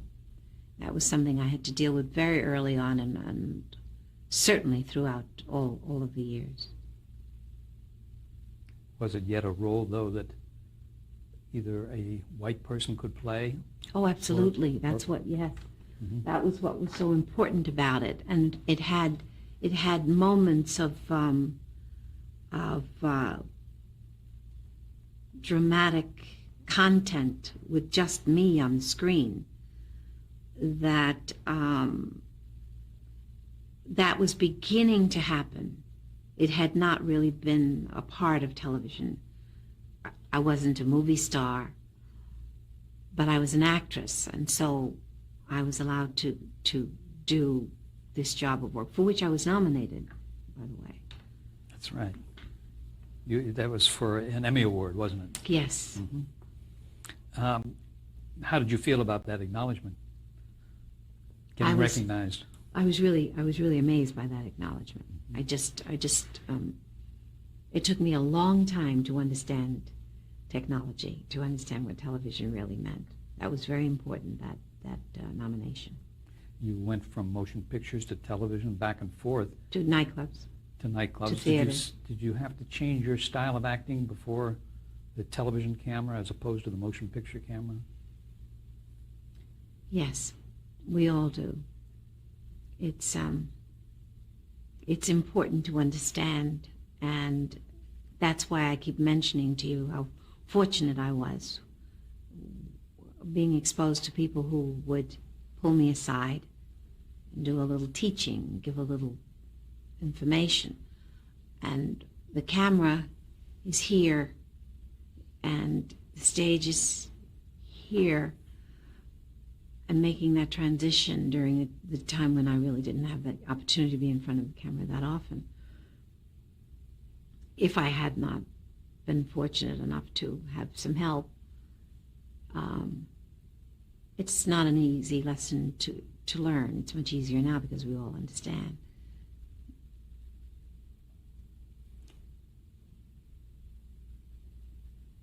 With your success on that Naked City, did you start to feel that you might have a place in television as an actress?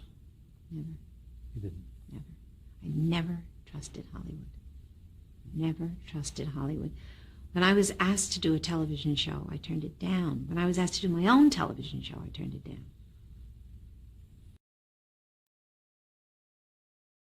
Love to see her do her own TV show. I always felt as though Hollywood was playing with me. I could count on the theater, and I could count on nightclubs.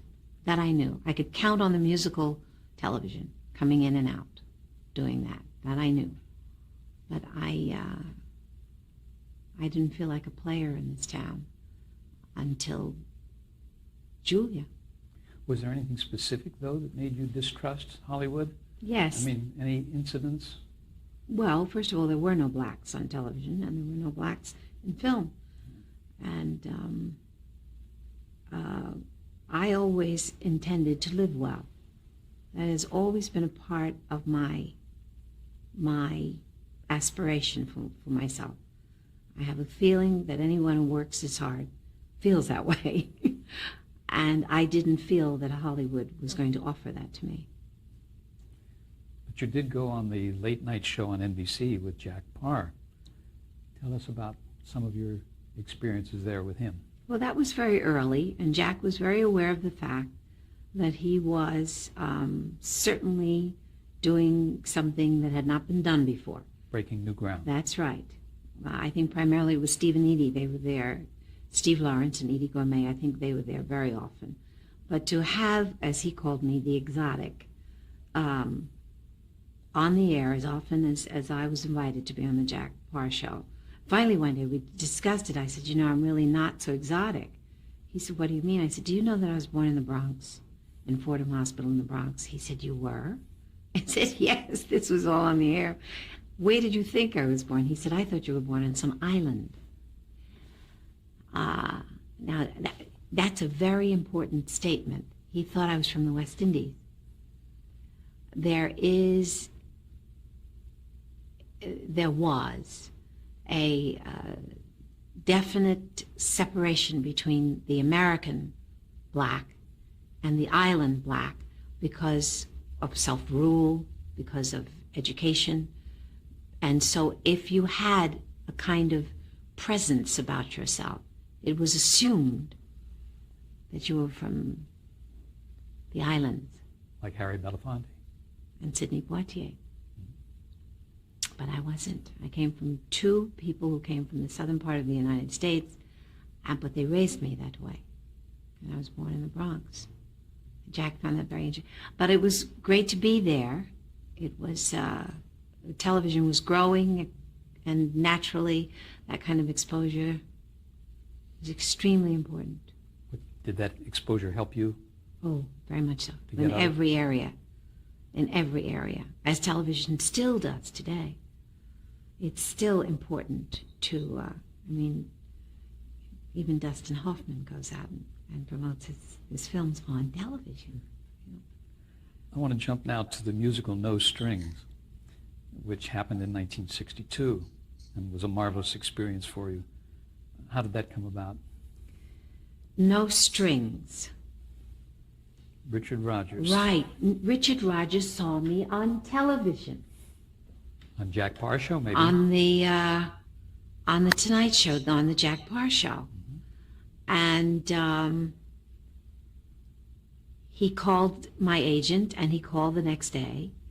And, of course, I didn't believe that it was Richard Rodgers. He said, "This is Richard Rodgers." And I said, "Sure." And this is Helen Twelvetrees. Who is this? I thought it was one of my friends. But it was because of television that he decided to do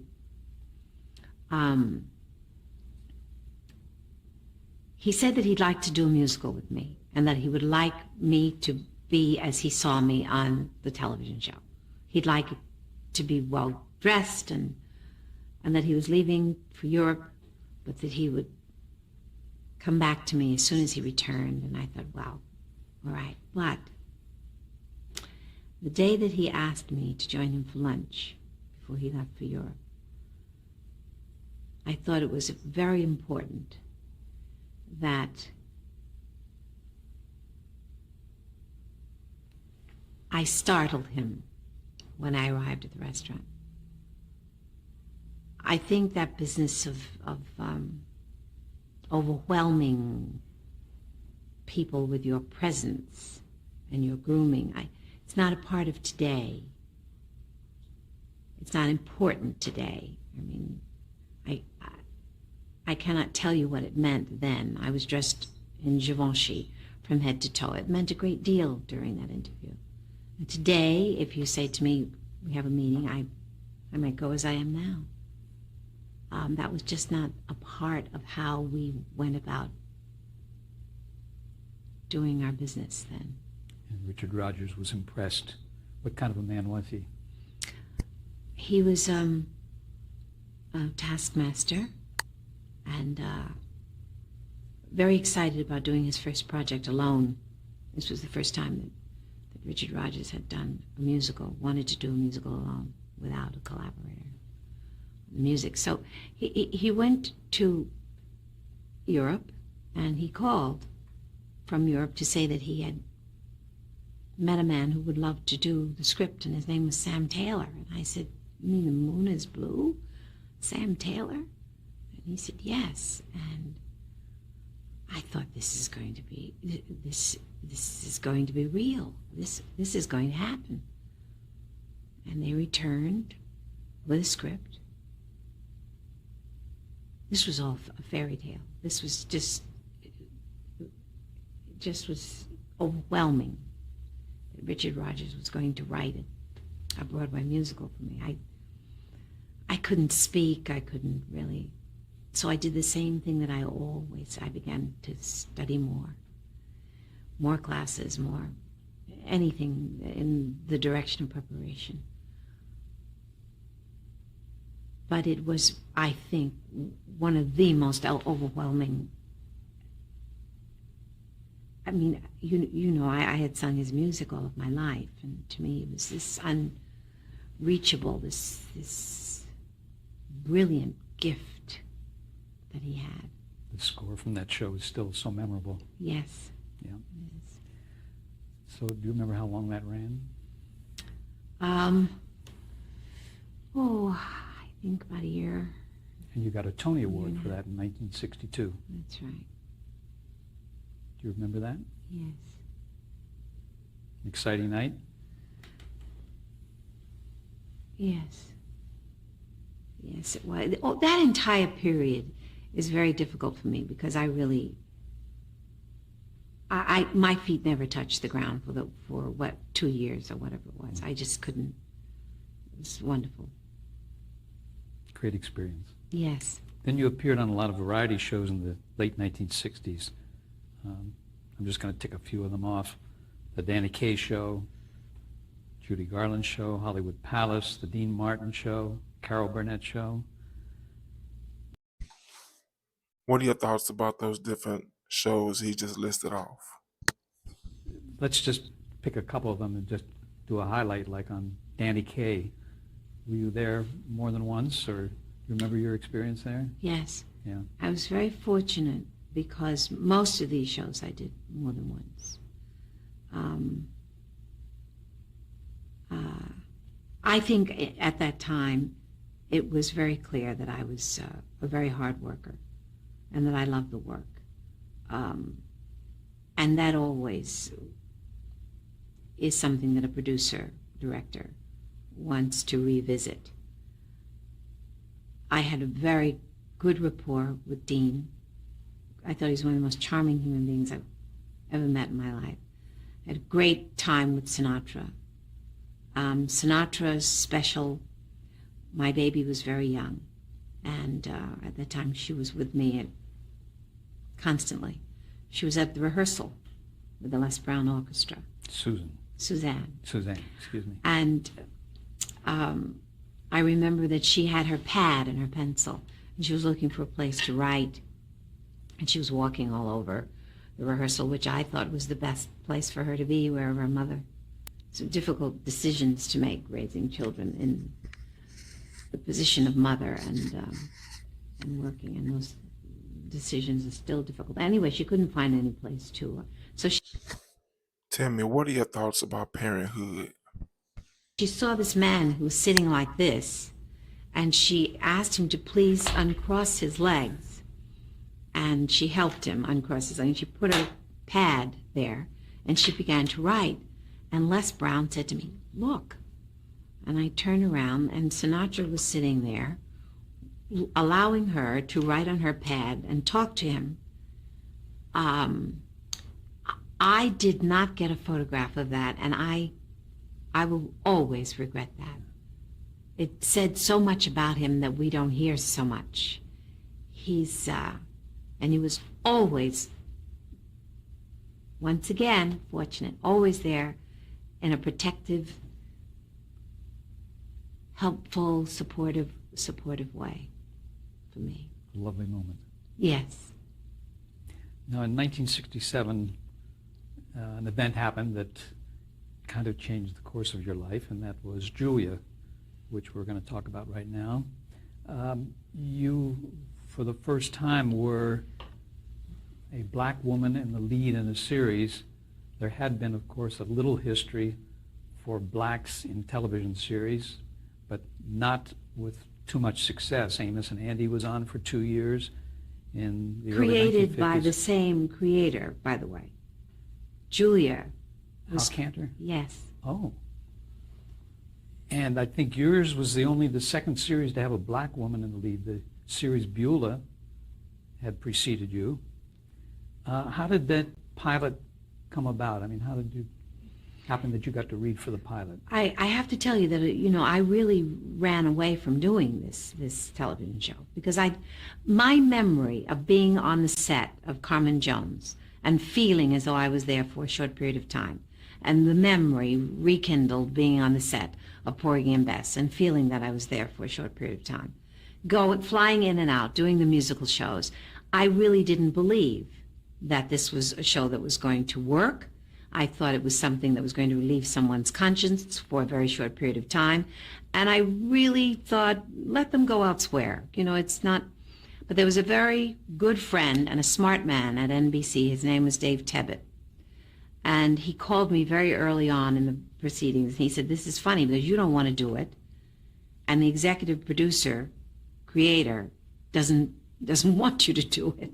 He doesn't feel that you can do it. But I think you can do it." And I said, "I'm not moving to California. I don't want to know anything about living in California.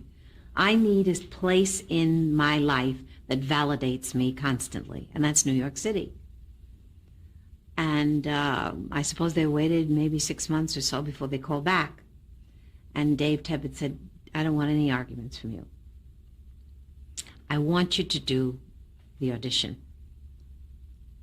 I said, "Does the creator want me to do it?" He said, "Absolutely not." I said, "Oh, why?" Why doesn't he want me? He said, because you're Las Vegas and Broadway theater, and it's not the image. He wants the housewives to feel comfortable with his character of Julia. I said, he does. So he doesn't feel that I can pull that off. He said, no, he really doesn't. So I flew into California a couple of days early, got the script. I brought my makeup friend and my hair friend and my assistant, and we worked on that script from every hair, every line, I wore a little black dress. I also cut my hair we've got all the ladies' magazines that they purchase when they're in the grocery store. We need to pick this up on the next tape, okay? Okay. Me like she did that role only to be spiteful. Let me know what you think about that in the comments. You have just listened to and watched Diahann Carroll interview part 4 of 8. So you flew to Hollywood, and we're going to have your first meeting with Hal Cantor, the Yes. creator of Julia. That's correct. And you were preparing for that. Yes, well, that's what it's all about. Preparation, preparation, preparation. And as I mentioned to you, Hal was not exactly ecstatic about having this meeting. It was not something he felt I could do. So naturally, I worked on it even harder. But when I walked in the door, he said to my agent, that young lady that just came through the door, if Diahann Carroll looked like that, I could understand it because, she could be. And my agent said, thank God that is Diahann. And he said, she doesn't look like Diahann. He said, no, that's Diahann. So I went over and I sat down, and Hal said, what have you done to yourself? I said, you'll never believe it. It took 3 days, but I did it. And that was a very important, that experience for television. That was NBC. We shot at 20th Century Fox. And everyone was on the line, and everyone was scared because we were saying to the country, we're going to present a very upper middle class black woman raising her child, and her major concentration will not be about suffering in the ghetto.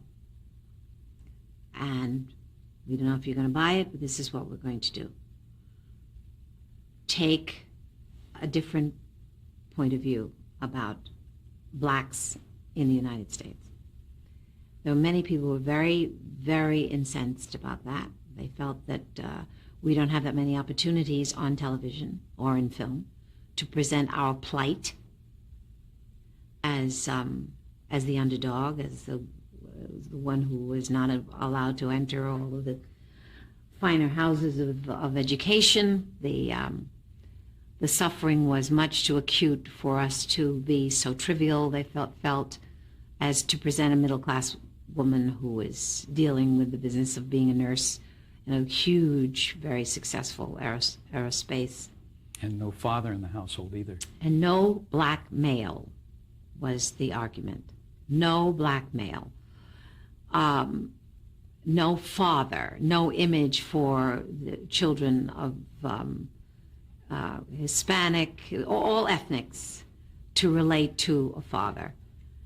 That was a very loud criticism, very often. So we were of the opinion that what we were doing was important, and we never left that point of view. Even though some of the criticism, of course, was valid, but that's not what we were doing. And we were of a mind that that was a different show. We were allowed to have this show. We were allowed to put this point of view on the air. We were allowed to have a comedy about a black middle-class family. Television was going to have the kind of scope in time that would allow the ghetto situation, the middle class situation, the upper middle class situation. Hal and I were of a mind about that. So while the criticism was heavy and sometimes very, very unkind, sometimes threatening, we stuck with that premise. We also hired black psychiatrists to guide us, to make sure that our child, my son, and his little playmate, both of them about 5 or 6 years of age when they were hired, that they were involved in situations that made them aware of black males. It's not that we didn't talk about situations. It may not have been his life, but we did talk about situations. Also, mother dated. And we brought the male into the house to say hello to the son, and usually it was another professional, black, that the young man was exposed to. So I think, and Hal feels that way too, that as we look back, that we're very proud of that piece of work. It represented a new thought. It represented something that was subject to a great deal of criticism. But I think those that criticized it to that extent were more narrow-minded and less visionary than Hal. So I think we came out all right. I think what you did was put audiences at ease where they've never been that way before, because you were playing a character that they could relate to. She was working mother, and even our living circumstances, her apartment, you can't believe, people wrote columns.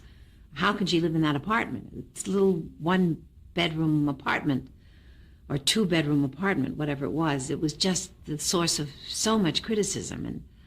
And where does she get those clothes? And we said, it's television.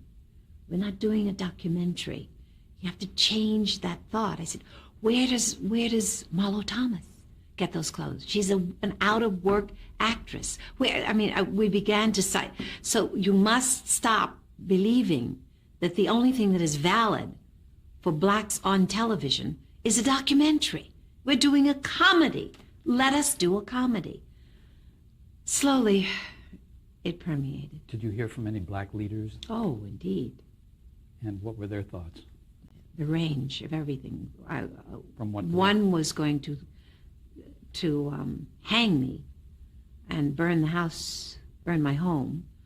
I heard everything. I heard it's wonderful. I heard you're a terrible sellout. I heard why is it that you want to be something that does not demand that the black male is there. And if you recall, during that period, several shows became reality that did not represent a male in the home. There were single women's issues were beginning to be addressed, and Hal knew that, and that's what we were doing, very, very, very well. I thought, but we were highly criticized for it. Excuse me. Do you recall where he got the inspiration? Yes, yes. He went to an NAACP dinner, and the speaker was Roy Wilkins, and Roy Wilkins was very annoyed with the television industry, that there were not more blacks with positive role images on television. Hal left with that very much on his conscience. He left that dinner, and he went home, and he began to put Julia on paper. When they gave you that pilot script, what were your impressions? Was it something that you felt that you could do but needed changed? I didn't think of myself as a comedian.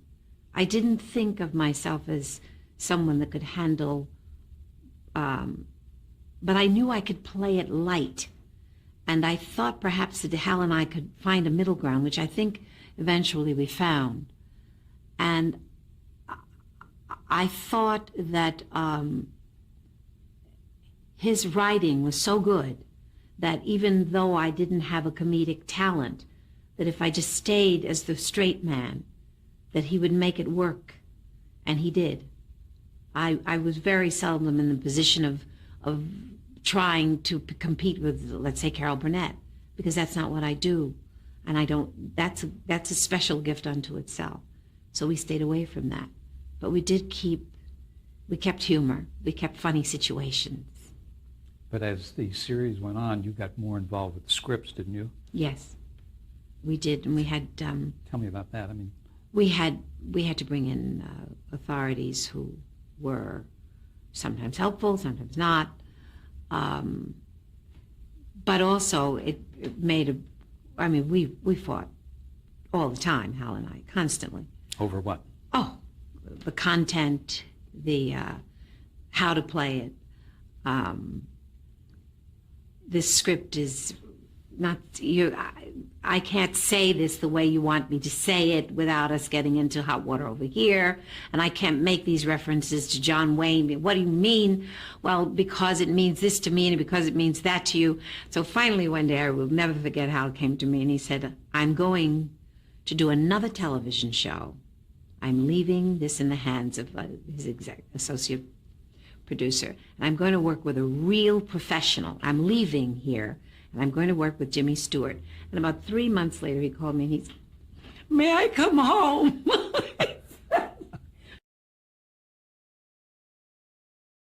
You think that she is one of the reasons why Black people have come so far in acting?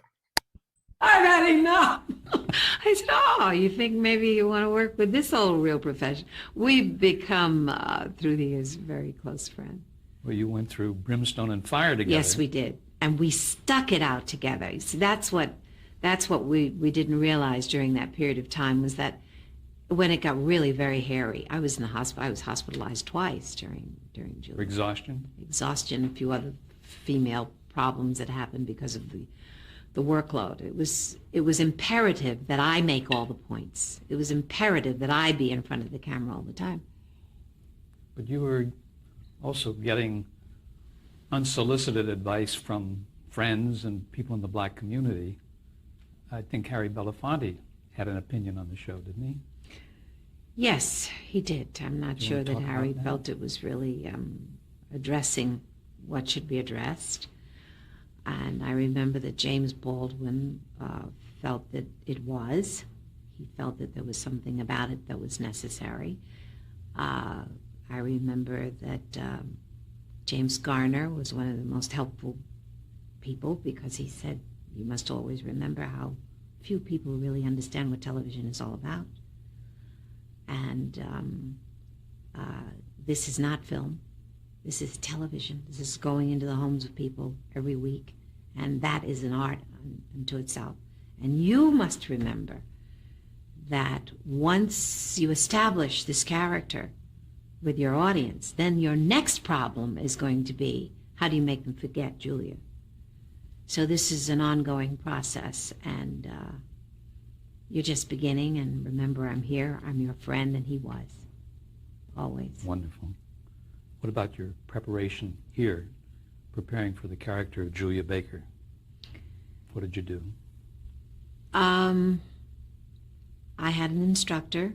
I had someone that I worked with on almost the first year.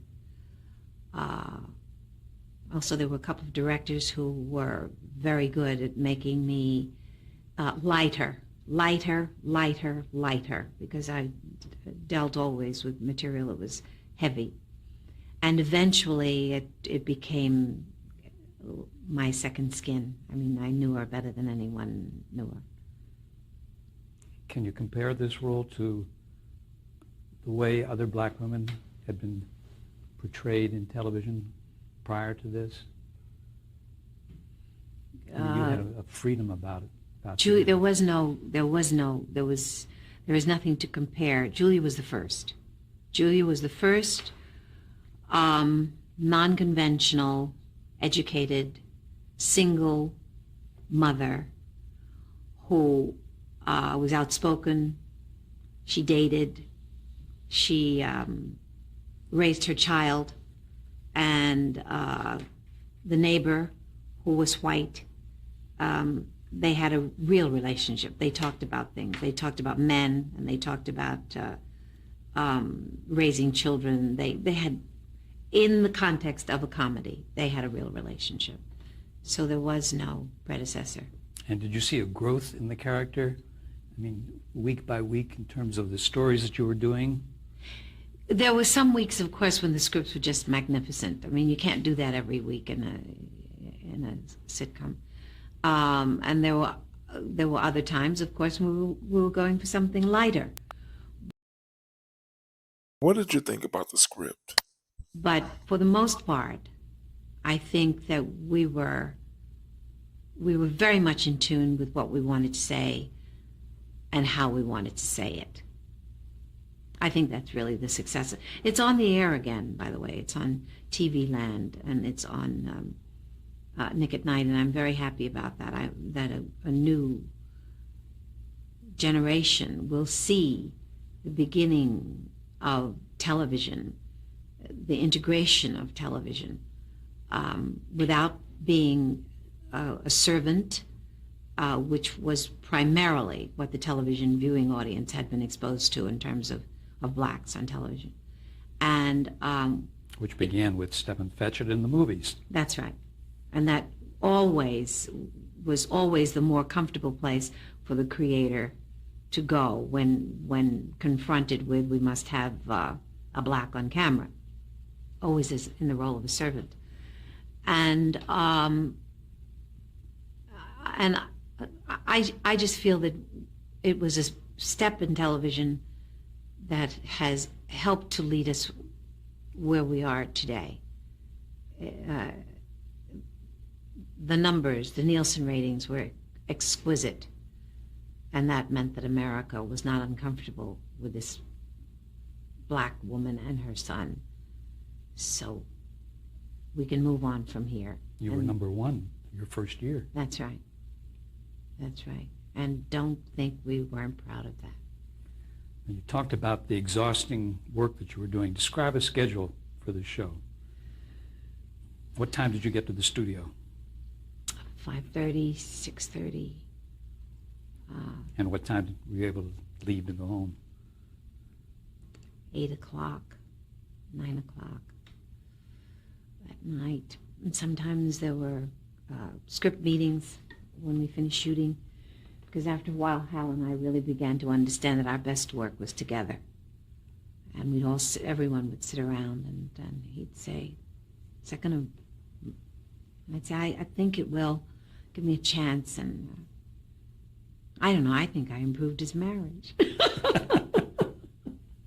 We'll ask Doris about that.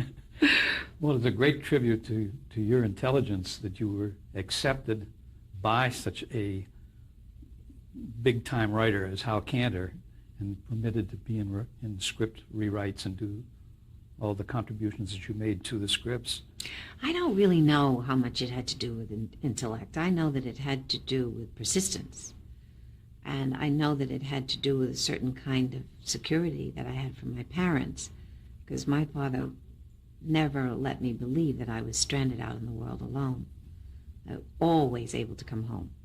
And I think that had a lot to do with the way I handled many things. You had a nice relationship with your son on that show, with Mark Kopach. Yes. How was it working with a 5-year-old? Well, I like children, and they know I like them. You know, children know very well when they're in the presence of an adult who thinks of them as a pain in the neck. And his mother was not around. I think she was in Europe. So we formed kind of this bond. Once in a while he'd go home with me, until my daughter didn't like it. She was a little jealous of that, and that ended that. But his father was very, very cooperative in terms of our learning to bond. I saw a scene recently. Where was it? I think I was in New York visiting the offices of TV Land, who decided to put it back on the air. And I saw a scene, and I saw the connection between Mark and myself. It was a scene that it was never on the air, because he could never finish the sentence. You know, he had this adorable lisp, and the line was eternal. It went on forever and ever, and I'm sitting there pulling for him. But you can see the camaraderie, because he wasn't afraid to make mistakes and go back and do it all over again. It was good. You made it safe for him. Yes. Yeah. Yes. Yes, I felt that was my responsibility, and I think when you're working with children, that is your responsibility. Well, you could see that. I looked at a couple of episodes at the Museum of Radio and Television, and you could get a sense of that bond that you had with him. I'm glad. I'm really glad to hear you say that. Do you know that I was just honored by the Museum of Radio and Television? They did an interview with you, didn't they? Yes. Tell me about Lloyd Nolan, who played your boss. I say that to you because, you know, sometimes I forget that when you begin your career, that those things never occur to you. But that when you get older, you realize how many people have been listening and watching, and they say, we'd like to pat you on the back and say, you know, time well spent. And you've earned it. That sounds like an ending. It's only the beginning. Tell me about Lloyd Nolan. I've been around for a long time. Lloyd Nolan, yes. The consummate actor, the intellect, the crusty old, he was Dr. Chegley. Very, very to himself gentleman. Studied anthropology, I think. It took a while for us to get to know each other. But what he liked was that I worked hard, because he worked hard. But the scene between the two of you in the pilot, the scene on the telephone, you remember that? Oh, yes. Could you, just so we refresh our audience here with it? Yeah, this was 1960. 1968.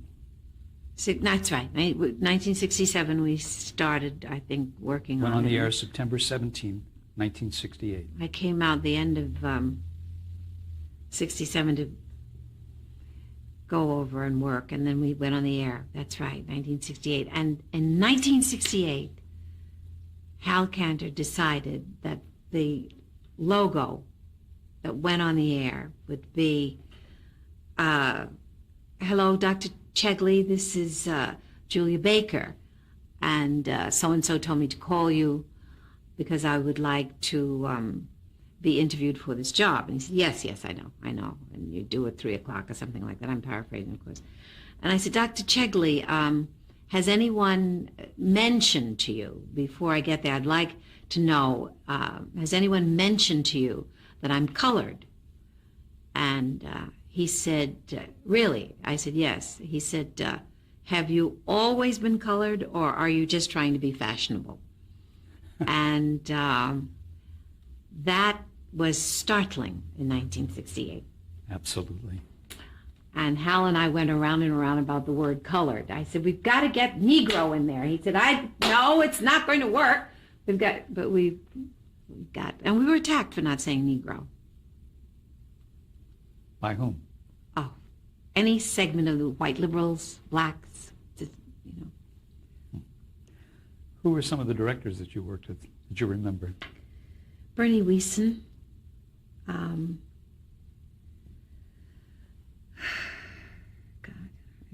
Jay Sandrich, I think, did some? Yes, that's right. Mm-hmm. That's right. Mm-hmm. We had good directors. Fine directors wanted to do the show, which was a compliment to all of us. And the other people in the cast? Ned Glass? That's right. Mary Wicks? That's right. Paul Winfield? You had really good people. And my neighbor, Marie Wagadorn, was played by, God, she was good. That'll come to me. Betty Beard? Betty Beard. Yeah. We worked together every day. And the writers? Do you remember any of them? God, not at the moment, I don't. Yeah, it's okay. But I want to tell you something. Remember I told you about that feeling that I had always when I was on a set? That everyone felt that it was, a one-time thing. Or eventually, we had such a monumental success that no one expected, that everyone was quite comfortable being there.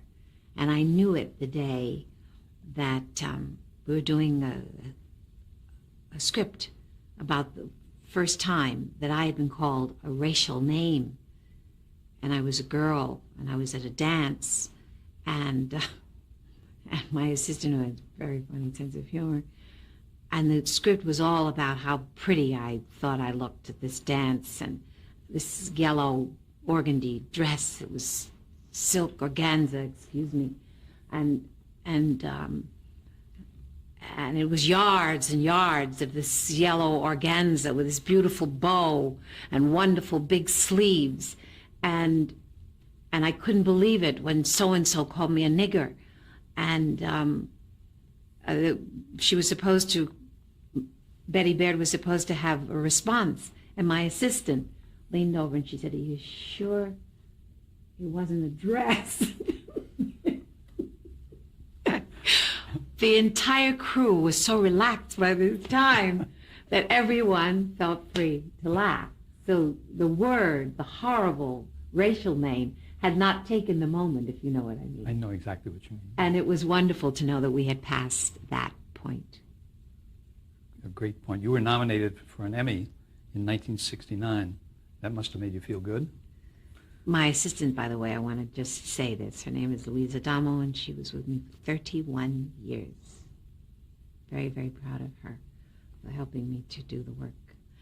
I'm sorry. That's all right. We were talking about your receiving an Emmy Award for your performance in Julia in 1969. Right.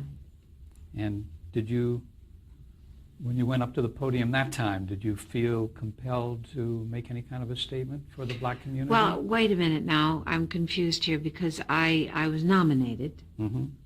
And I see. But you didn't exactly. I did not win. Okay. The award went to Hope Lang. Oh, yes. In another TV series, which shall remain nameless.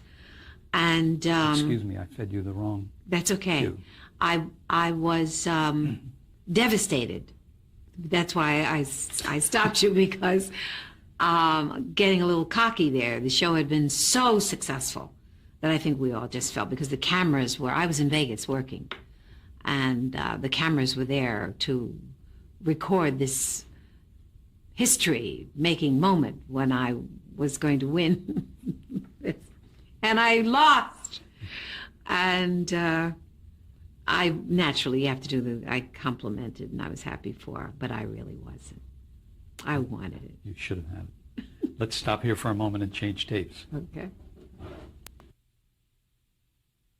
Watch Diahann Carroll interview, part 5 of 8. Let me know what you think about this video.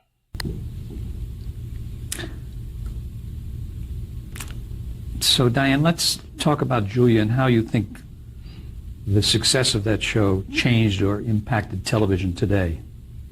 You really opened the door, didn't you, on the whole black picture? Well, it was very perceptive of Hal to understand, to introduce the star of a show in that manner. By that manner, I mean the middle class manner. And he had examined thoroughly all of the avenues that we could examine through, because of who Julia was and what she represented. She represented a woman whose parents had sent her to school, and she was able to operate in a job that was acceptable to blacks and whites, and there was humor and the rapport, as we spoke of before, in the family existence with the discipline. Yes, it opened many, many doors. It was very controversial as to whether this was believable, if you can believe it. And I did so many interviews about it that I really became exhausted explaining the similarities between my background in my life and Julia. That it was not a reach, really. It was really something that I had been exposed to all of my life. So, yes, it was groundbreaking. We had to answer a lot of questions that people didn't dare ask prior to Julia. They just had their prejudices. They held on to them. They worked out of them. But now, all of a sudden, they were confronted with something else. I remember when I went to the first television buyers, it's called a convention, and I said to them, hello, I'm Diahann Carroll, and I play Julia, and contrary to many rumors, I was not born in Beverly Hills, raised by rich Jewish parents. And I want you to know my mother's name is Mabel Johnson, my father's name is John Johnson, one from North Carolina, one from South Carolina. I was raised in New York City. So there's nothing unusual about me, and I don't want to hear that anymore. So there was kind of like, yeah, it's nice to know that we're going to, and the dealing with, I think the next thing that went on the air that involved a black person was Mod Squad. And I think that was the next. And Clarence was also a part of a group. He was not separated because of the color of his skin. They were street kids, really. And then there were quite a few other shows. Yes. Sanford and Son. Right. Good Times. Sherman Hemsley's show. Right. So you really did some groundbreaking. In May of 1971, the show ended. How did you feel about it? Oh. It was a very difficult parting for all of us. We were all exhausted. Being first is not easy. And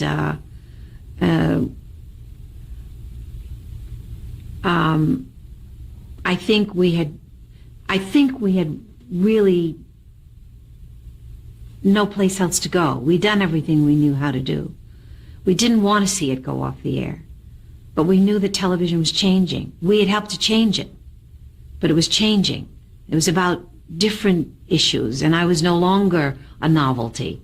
They had seen other young women, black, who looked like me, who spoke, who had middle-class lives. So our novelty was wearing thin, and in a relatively short period of time. 3 years. Yes. So that's what I'm saying to you. It was once again, it was filled with hope for the future and feeling very good about the direction that television was beginning to explore because of the chance that we were all willing to take. So we wanted it to be over, and yet we didn't want it to be over. It was hard. Did you think about going into something else in television? Well, I was offered several other things in television at that time, but they were really heavy things. And I knew that television schedule, the reason I was able to survive was because it was light. I think the reason it was so groundbreaking is because it was light. So there was nothing that really attracted me at that time. So I was unhappy about not finding something. But you did go back to television variety specials. You started making guest appearances. You even hosted your own show. Was it a summer replacement, the Diahann Carroll show? Yes, first Nick Vanoff and Auerbach, Bill, they allowed me to host Hollywood Palace several times, and they devoted the whole evening to Julia and the characters on Julia and my guests, and then eventually later in the 70s I had a variety show for a summer replacement. And do you remember any of your guests on those shows? Did you get to select them? Well, yes, we had, Sammy was kind enough to come on. Then I did a special, too, with Donald Sutherland and Harry Belafonte and Tom Jones. Tom Jones. It was quite a all men. I wanted to be the only female. Did you have a lot of involvement with that Diahann Carroll show? Did you have much to say about it? Well, I think it's pretty well established that I'm sort of opinionated, but yes, I think it's important that you have something to say about it. We on the Hollywood Palace, I remember when Robert Culp decided to be a guest, and we wanted to read was it poetry, and that had not been a part of their, and together we collaborated. We made it quite charming, I thought. Do you remember what you read? Don't ask me Okay. that, please. It wasn't Walt Whitman's Leaves of Grass. No, I'm just saying that because of no. our present news, what's in the news today. Oh, no. Wasn't Monica's required reading. Then you did a CBS special, or comedy special in 1973 called Hotel 90, and the guests besides yourself were Alan Alda, Tim Conway, Sally Struthers. Remember that one? No? Okay. And other things you did were the Bob Goulet Show, the Anthony Newley Show. Let's just talk about variety shows in general. I mean, how they appealed to you, and as a performer, why you like to appear on variety specials. I miss them, too. I really miss that format. It was a wonderful way to make contact with millions of people through something that you loved and you wanted. It was a very high level of communication, the musical variety show. Why do you think they went out of style? I don't know. Could it possibly be because they were very expensive and there were so many other ways to make money on television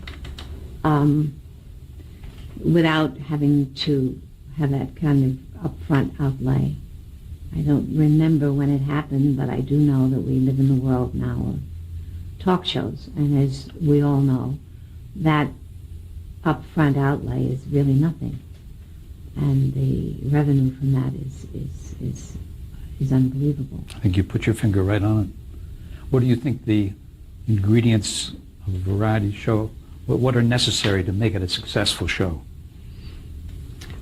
It's always been like an octopus. You can't get your hands around it because who would have thought that Ed Sullivan would have been blazingly successful personality? But America loved Ed Sullivan, and that became one of the major history-making, really, variety. Question in the comments: what do you think makes a TV show successful? Shows of our time. And then there's Gary Moore, who had an incredible idea, almost ensemble. That was a wonderful variety show. We also had specials then that were places that you could see people that you couldn't see them any other, well, without traveling to Las Vegas or to Florida or wherever there were huge hotels that could. But then the record business changed. Along came something called, I don't know, but in there somewhere is Berry Gordy and Motown, and then the stadiums happened with the Beatles, and it was no longer 2,000 people in a nightclub, it was 50,000 people in a stadium, and that changed our entire industry.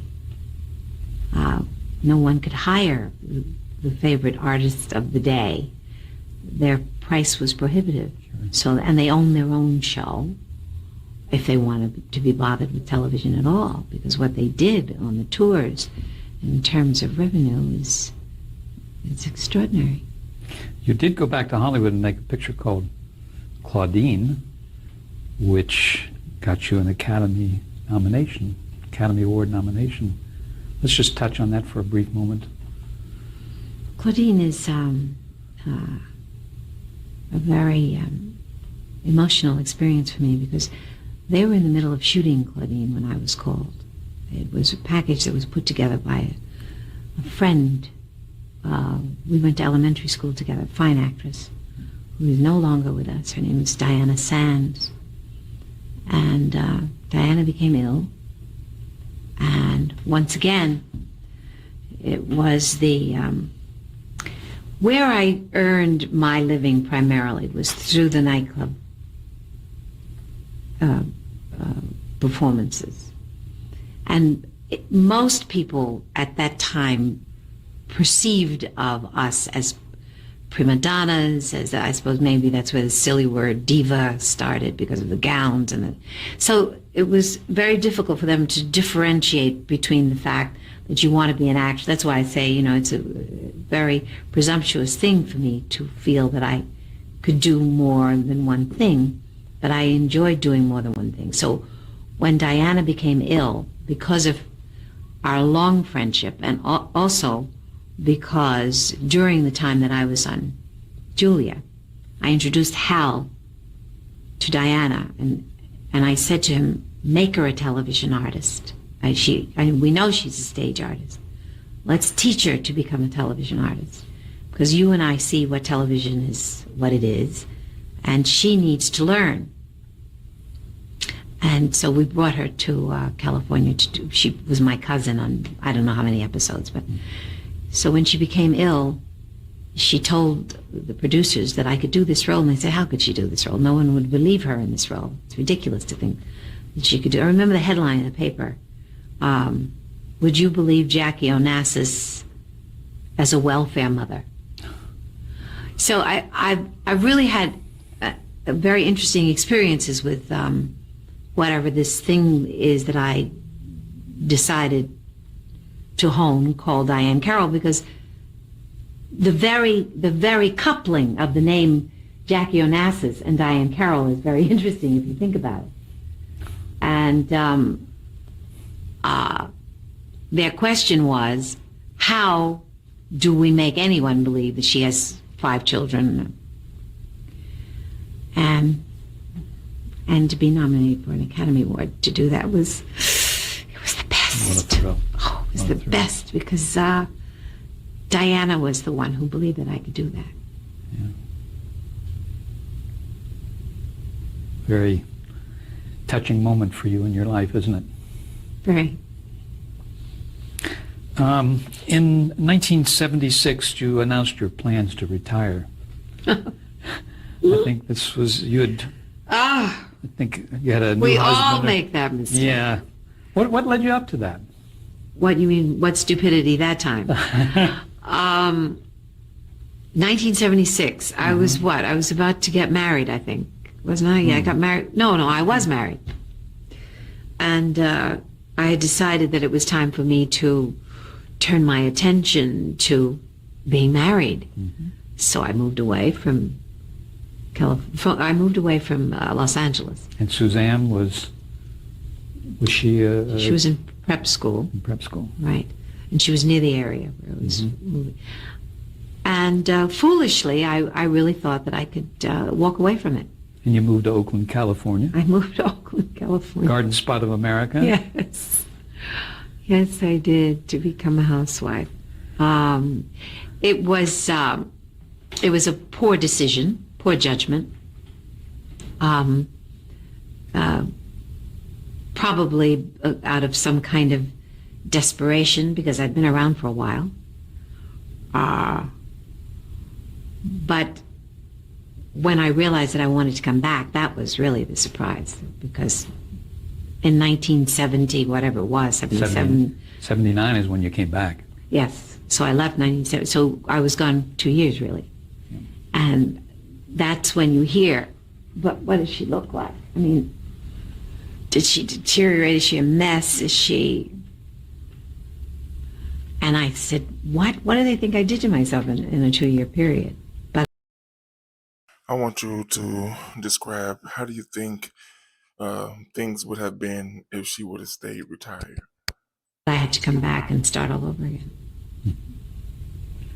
So when you did come back, You were in a very prestigious show, I Know Why the Caged Bird Sings, Maya Angelou's television drama. Right. It's a part of her book Was that a good experience for you? about her life. Yes and no. It was a television experience that is sometimes we are too concerned with time. Hurry up and get it finished. Yes, that happened, and I don't think it happens so much anymore. I may be wrong. I don't work on television that often, but we were under time pressure. We got a good product, but we could have gotten better. What about your work in Roots, which was such a huge success? Did you know Mr. Haley, or how did that come about? We met. Roots really came about because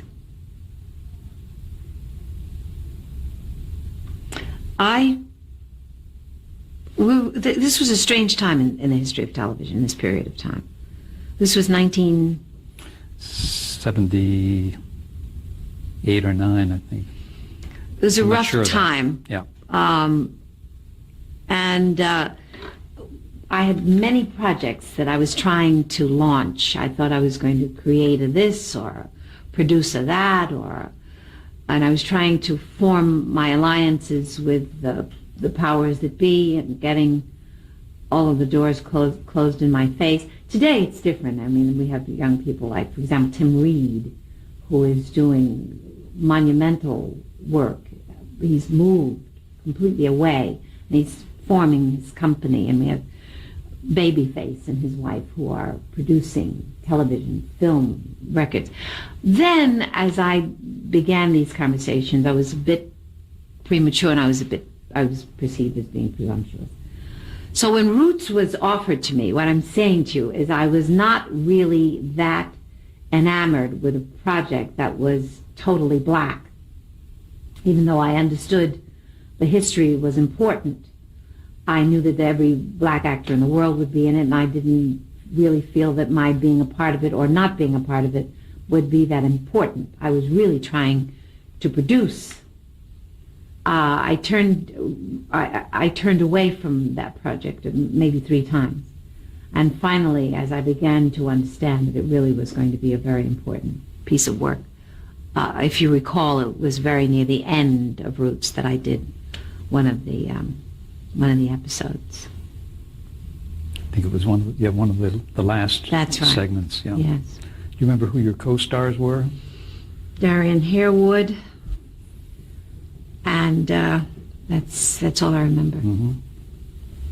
And your next role, actually the next show you did was the George Burns special, How to Live to Be 100. I think that was like 1984. Okay.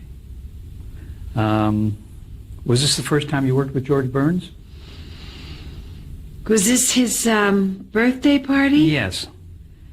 No, we'd worked together before. Mm-hmm. We'd worked together in Las Vegas, and Were you a part of his act? no, Oh. no, I think I opened for him. Mm-hmm.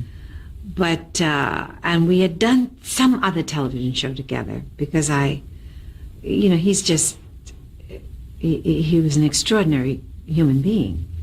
But I do remember that he was sitting there. He was very proud of the fact that he smoked his cigars and had his martinis every day until he died. Yeah. And during rehearsal, she came out, the young lady who was his assistant, with the martini shaker, and I remember his sitting there enjoying the rehearsal on a couple of occasions. So I worked with him on television more than once, but this was a celebration of I think Bob Hope was on that same show. yes, that's correct. He was on that show, and so was Walter Matthau, right? And Irving Fine was the producer. Yes. Had you Irving Fine, who had always been with Jack Benny, Yes. became a part of George Burns' life after Jack passed on. Now I want to go to a show that really made an impact, and you made an immense impact on your audience, and that is Dynasty. And we're in 1984. And how did it come about that you created that character of Dominique Devereaux? I mean, how did you get interested in being on Dynasty, and how did you make it work? I had not come out of the slump. It had been a rough period. And getting older naturally, I thought about, as I say, producing, and I wanted to package, and I wanted to become a part of. I never wanted to direct, but so I returned to the theater, and I did Agnes of God for about 6 months, 7 months, something like that. And the reason that I mention that is because, once again, it was a situation that had a white cast.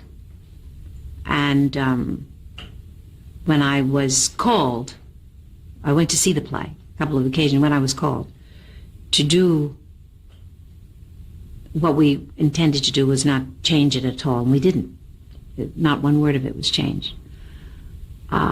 Dr. Livingston. So, now, at the close of Agnes of God, I was at home trying to recoup, because I don't know if you saw Agnes of God, but Dr. Livingston never leaves the stage for 2.5, almost 3 hours. And she smokes throughout the entire first act.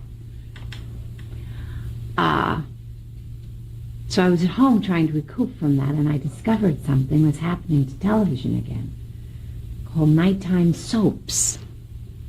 And I began to watch these absolutely ridiculous, wonderfully entertaining situations with people who were billionaires today and beggars the next day, and someone who owned a vineyard and then the next day. It was just, so I became very involved with Dynasty. I thought, if this isn't the biggest hoot I've ever seen, and the world is loving it. We needed it at that time. What was this, Reagan?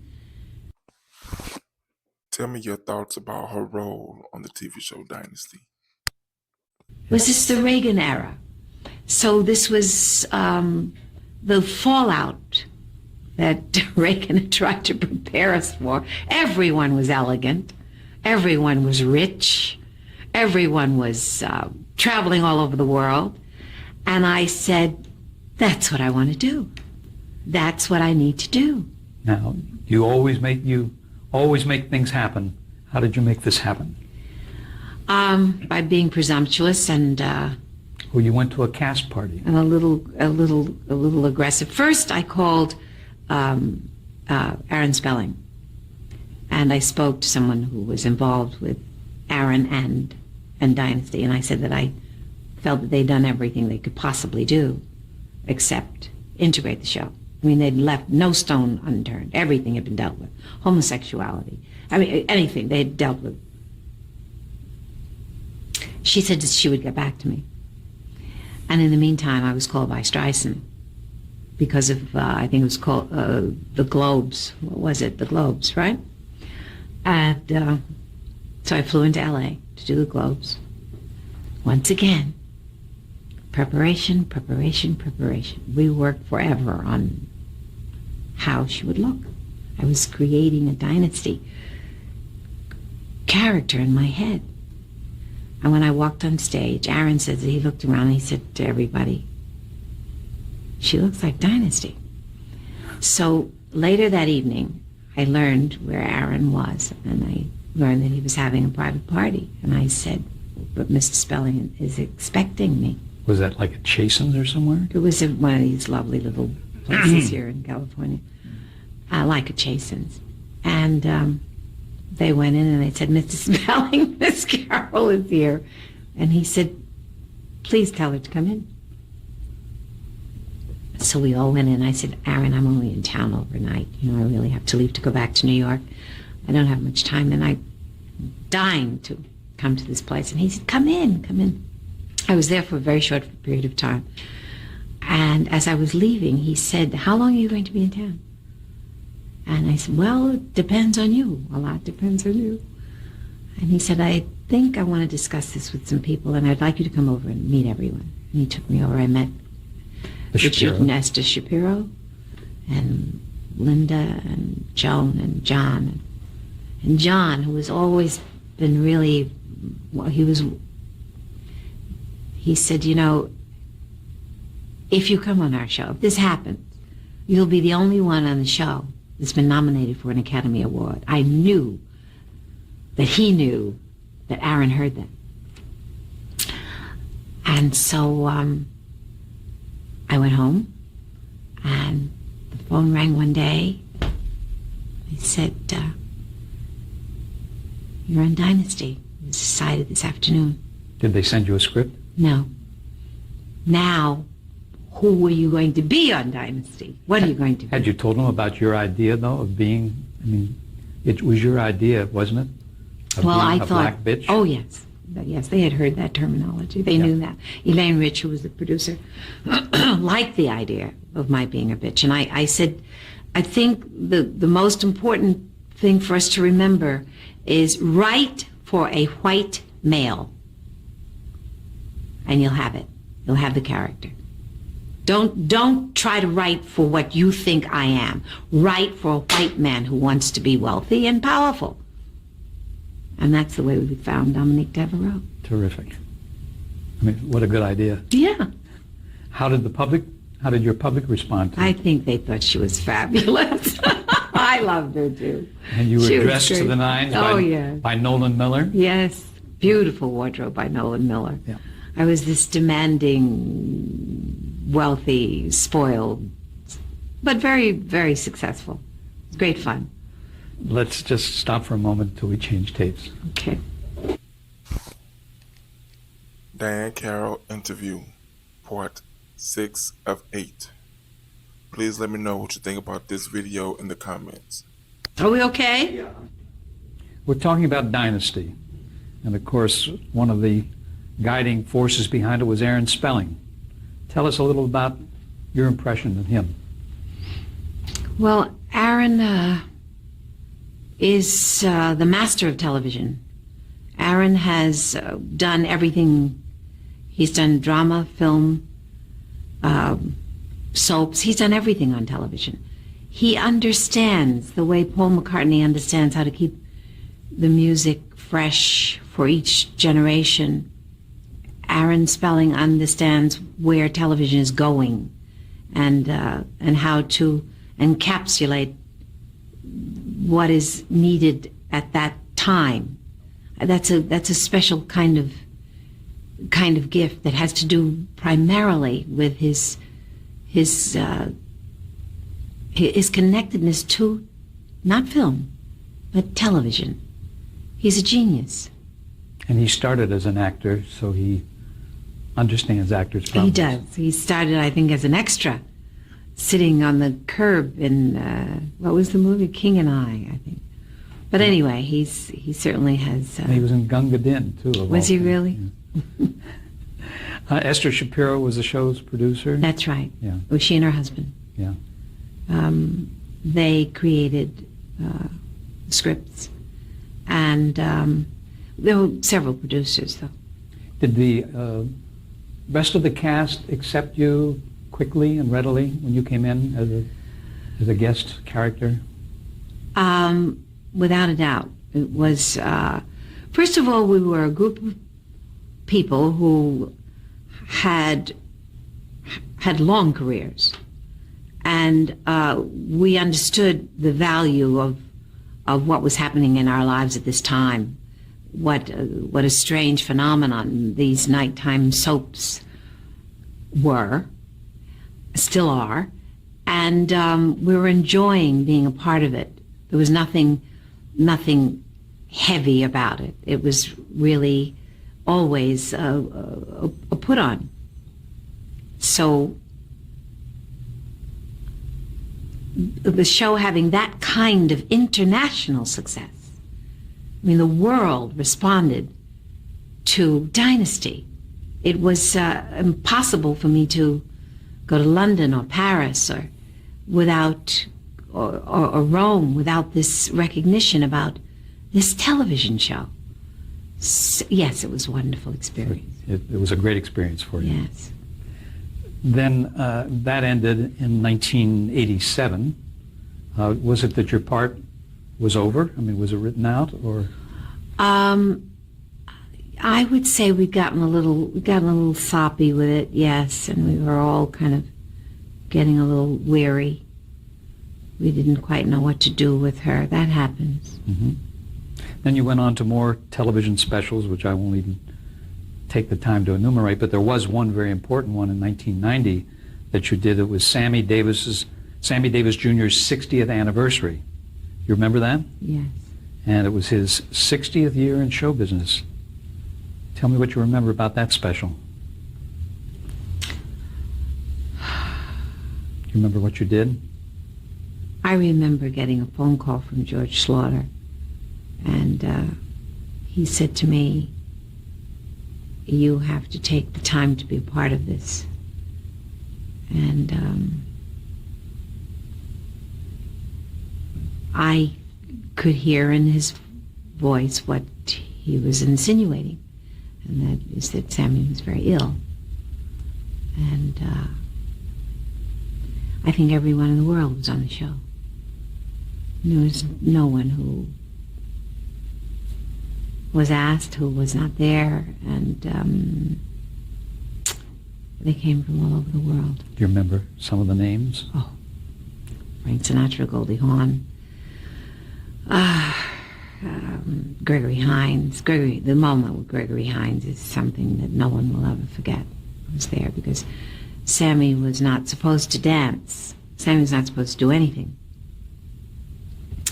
And I think someone in his group, perhaps his wife, brought his tap shoes. And Gregory sort of challenged him on the side. And Sammy put on his tap shoes and he danced with Gregory Hines. And we all knew that he had recently been released from the hospital. So those are moments that only television can do. Yeah. From television, you once again went back to the stage. You did Sunset Boulevard, playing Norma Desmond. That was in the Toronto production. In the Canadian production of Sunset Boulevard, I played Norma Desmond. That took 2 years of my life, and it was a dream come true.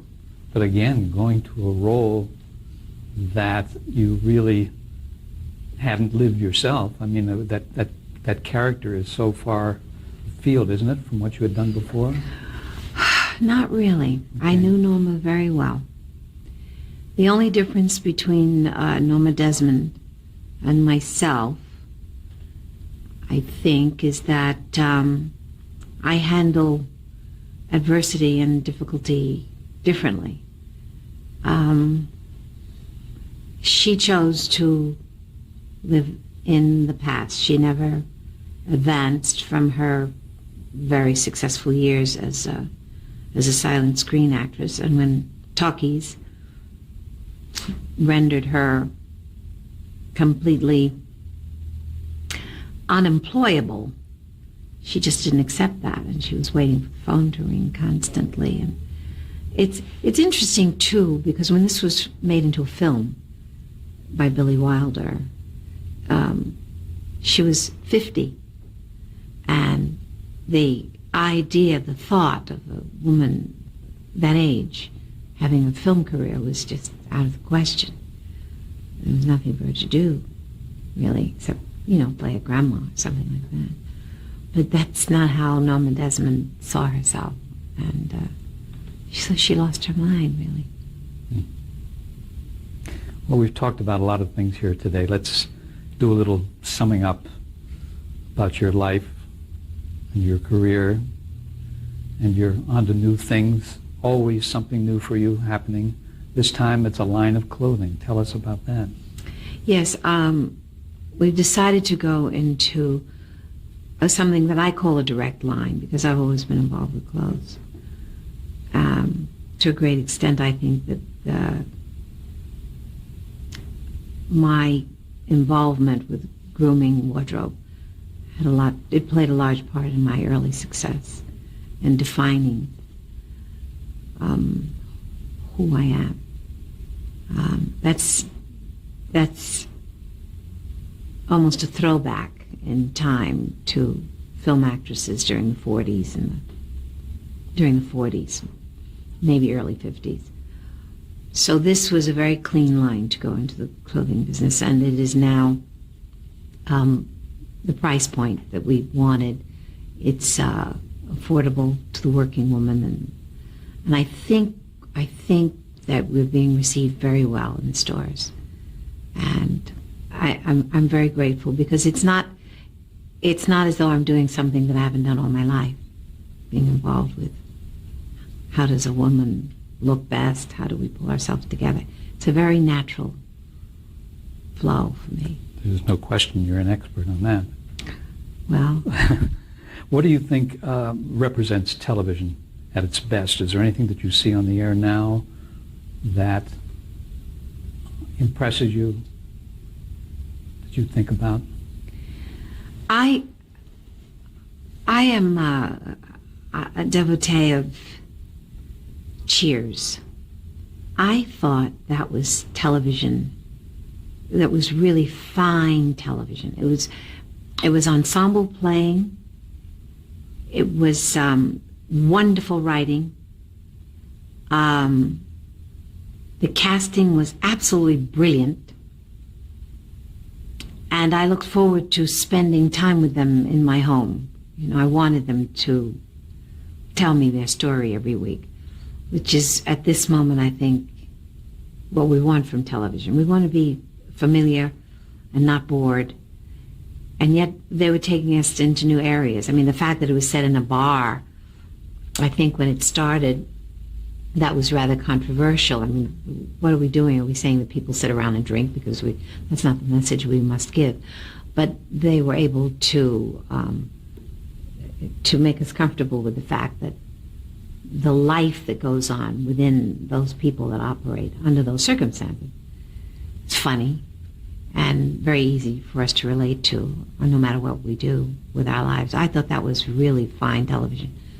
Anything today that you must watch or want to watch? I know this sounds absolutely absurd, but I haven't been in one place over the last, it's over 2 years now, long enough for me to become enamored with anything or to bring it into my life. I think some of that has to do with the fact that I was doing Sunset for so long, because I was on stage every night at 8 o'clock. That's right.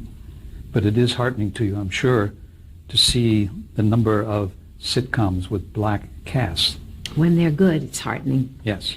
Yeah, I mean, not that they have to be good. I mean, I want to define very clearly the word good. Yeah. Funny. No. No.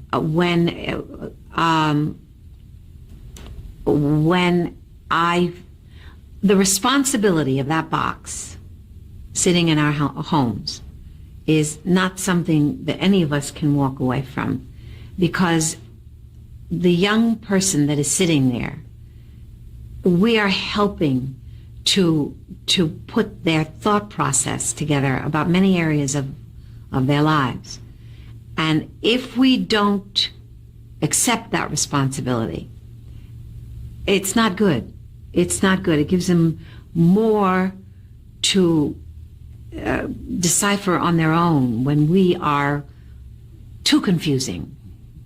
We as adults on television, when we're not clear about the fact that there's certain characteristics that in society it just doesn't work. It doesn't play. It doesn't make us all able to operate here, getting the best out of what this life is all about. And I don't want to become a cliche about it, but maybe I am. So what do you want from me? I'm not a young person. I'm saying that there are some responsibilities that I see that I want us to always remember. We can't walk away from those responsibilities, because we're being watched, and whether we like it or not, we are role models. She is right that those people are considered role models. Along that line, do you think that the black community has been presented properly? I mean, during this time? I mean, is there a better depiction of the black community now than, let's say, well, we know better than it was 20 or 30 years ago, but is it a real depiction, or again, are we into make-believe? Well, television has the right to be make-believe, and I think that the depiction of blacks and whites at this moment is at an all-time low. Whatever it is that has made us this fast food community, I think we're coming out of it. It feels as though we're coming out of our slump as human beings. But I don't know, because this is really perceived as the era of the comic dominating the television scene. The television message, the television persona is predominantly has come in the last few years from the stand-up comic. So that's a dangerous area, because while it works very often in a nightclub, it may not be appropriate for television. So our concern with what it is, the message that I have, and I hate the word message, but is that our concern with our responsibility as adults who are involved in the business of making money and running a business, but also involved in the business of creating minds. I think we have to go back and address that a little more seriously. And more responsibility has to be taken. Absolutely. Yeah, you're absolutely right. How do you envision television in the 21st century? I mean, will the sound bites be cut down to one word, and will the talk shows predominate, or do you think we will have that change that you're talking about? Well, it would be really great if we could just take talk shows off the air for a while and just start all over again and rethink this thing, because it is so lucrative that we've all lost our perspective. And everyone trying to get their 15 minutes as a celebrity. And doing well at that. I mean, there are few things that are on the air that are so harmful to us in terms of forming character and making responsible people that, and I know they're successful, and I know the numbers are high, and I know they have an audience, but I mean, I know I see once in a while a talk show where there is a black man who has two girlfriends, or he's having a romance with a girl and her sister, and I'm sure that is not in anyone's mind the kind of depiction of the black community that you want to have. Of course, the white community does it as well, but the talk shows seem to exploit, I think, people, white and black. You can be more definite. They don't seem to exploit. They exploit the ignorant. Yeah. And they give them their moment in the sun. And these are people with personality problems, morality problems that we don't really need to be exposed. They're having enough trouble trying to run their lives. It's not as though we need to have them on our television set with our children watching them. Good point. How would you like to be remembered?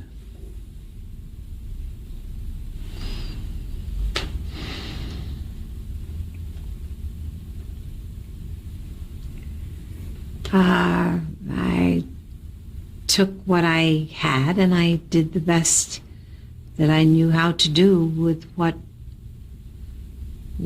the information that I was given, that I worked at the highest level that I understood.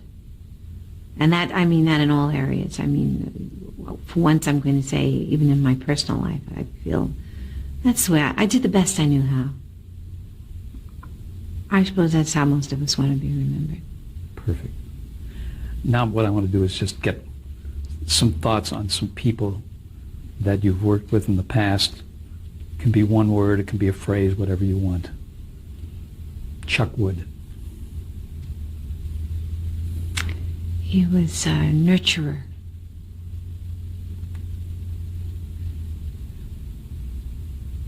Arthur Godfrey. He was a character. Truman Capote.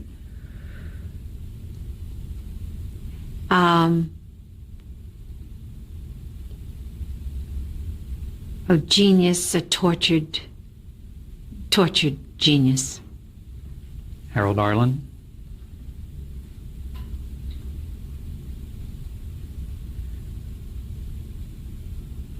Well, I think I had my own private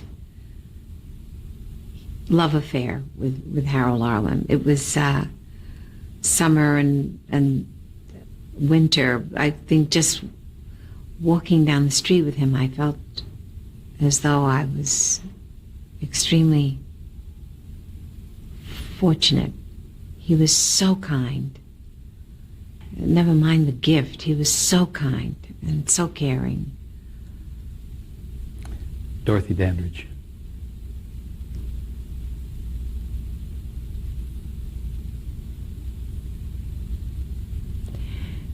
Always with Dorothy, the first word that comes to mind is beautiful. She was incredibly beautiful. But the next word that comes to mind is sadness, because she was very, very sad. Pearl Bailey.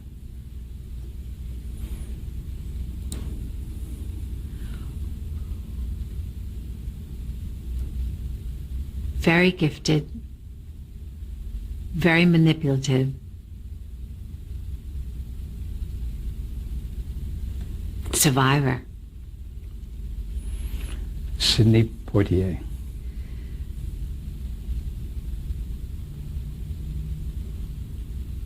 Well, I love Sidney in a way that I think almost all of us have grown to love Sidney. Sidney had such a weight to carry, being the first black actor to achieve what he did in this town. And I love the way he's done it, the dignity with which he's done it, and the way he's aging gracefully and maintaining it for all the world to see. Andy Williams. Please take this time to tell me your thoughts on these different people in the comments below. Well, Andy and I never really got to know each other that well, but I do like Andy as a man very much. And he said the definitive thing about why so many people in my profession do not ski or golf, or he said, I asked him if he was joining all of these people who were having dinner with the same. I said, are you going skiing tomorrow? He said, no. And I said, why? He said, because I don't do anything that I have to suit up.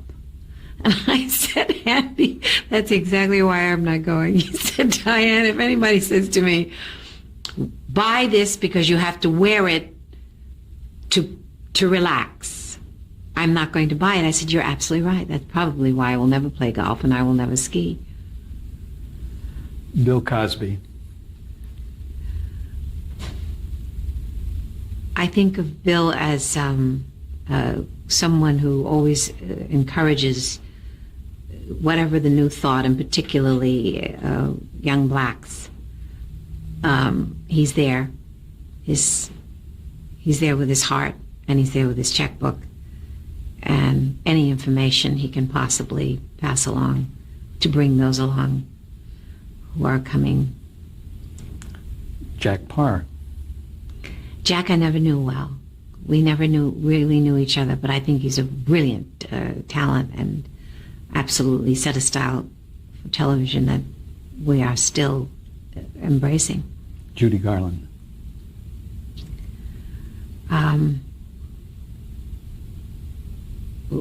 I suppose the most overwhelming performer standing there alone on a stage that I can recall. I don't know what all of that was. It was just, it was incredible. Her connection with an audience in London or Iowa or all over the, she was extraordinary. Danny Kaye. Danny was an extremely gifted man. He was a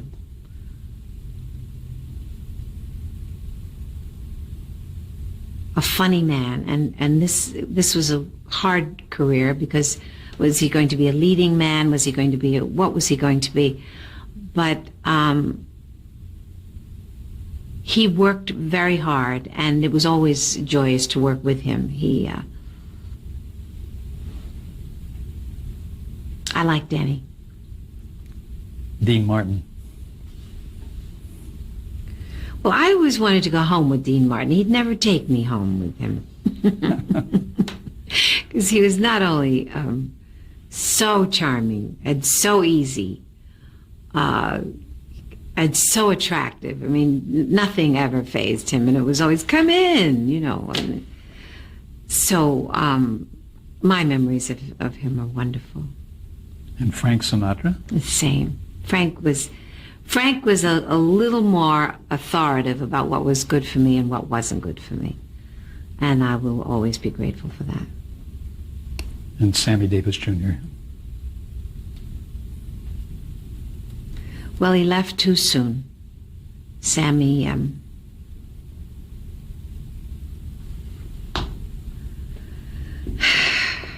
what did he say? If I had known I was going to live this long, I would have taken better care of myself.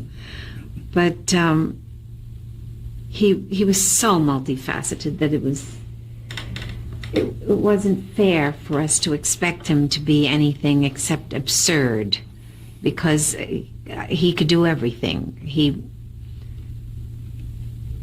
I thought the first time I saw him that I didn't breathe for maybe 2.5 hours watching him dance, sing, play the drums, tell jokes, act.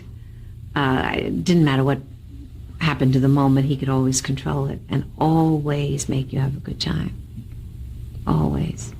He was a nice man. He wasn't as good to himself as he was to the rest of us. Carol Burnett.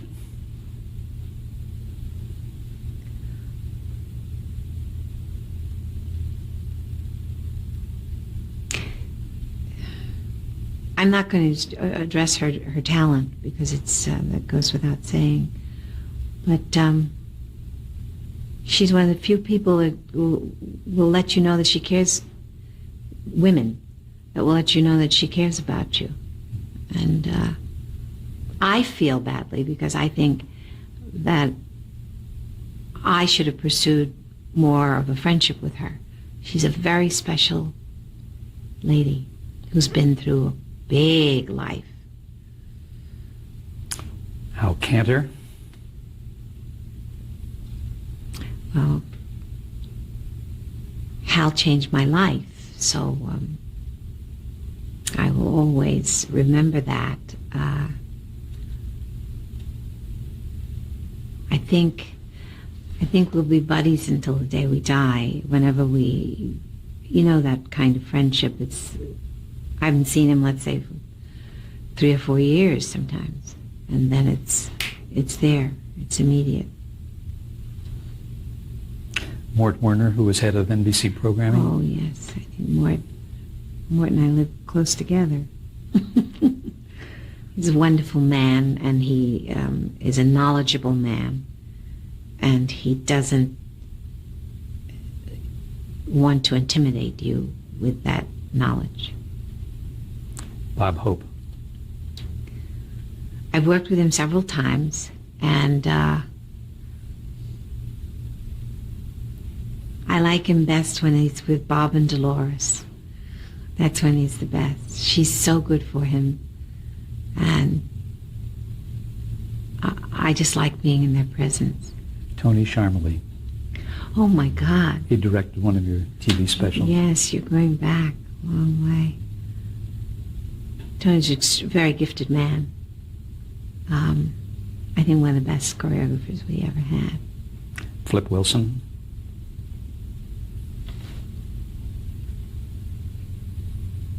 Funny. Well, my first husband was responsible for Flip's television success. Monty Kay. That's right. Let's hold it right there while we go to another tape. Tell me, how do you best remember Diahann Carroll? You have just watched Diahann Carroll interview, part 7 of 8. Continuing, what are your thoughts about James Earl Jones? We did Claudine together, and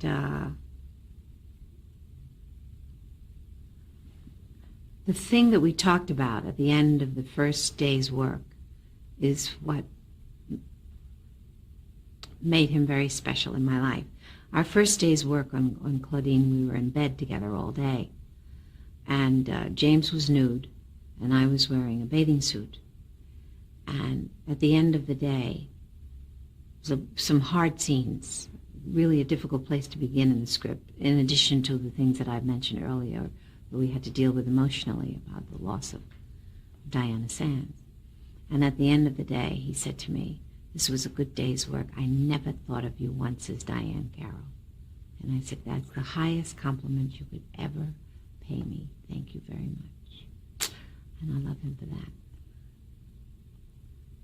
We go to Joan Collins. Joan is a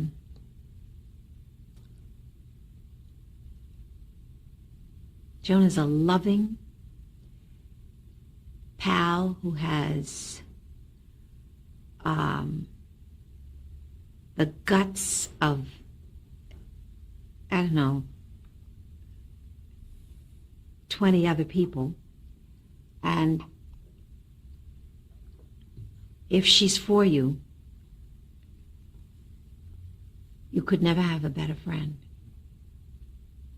She is someone that I really, really adore. And lastly, Harry Belafonte. Harry has guided me through so much murky water through the years. In particular, politically. In the early years when I really didn't understand anything, he at least pointed me in the direction where I could get some information.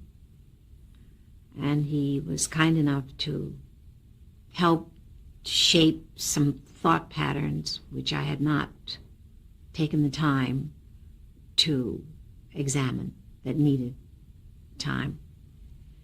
And he's always been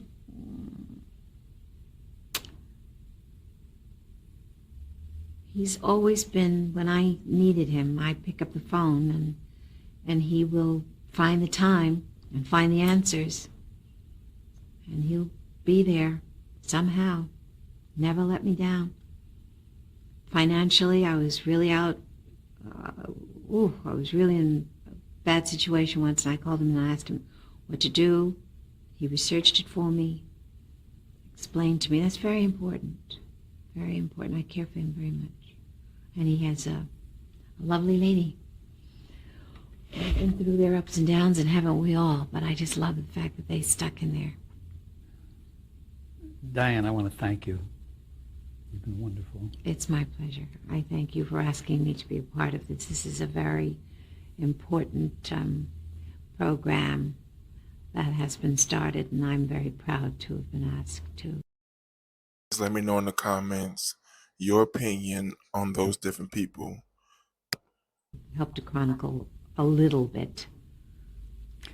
In closing, I just want to quote your friend Harry Belafonte, who said about you, "Had it not been for Diahann Carroll and the things she had achieved and the things she had done, The way in which black actresses are perceived today and the kind of successes that many of them are having would not exist if it hadn't been for Diahann Carroll.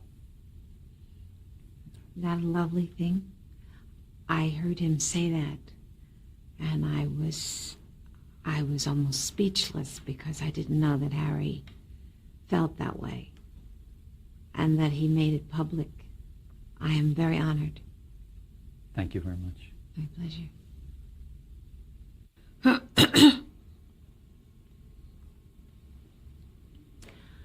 This is in the recording studio. I think we are recording the Harold Arlen songs, approximately 1957. What year was this is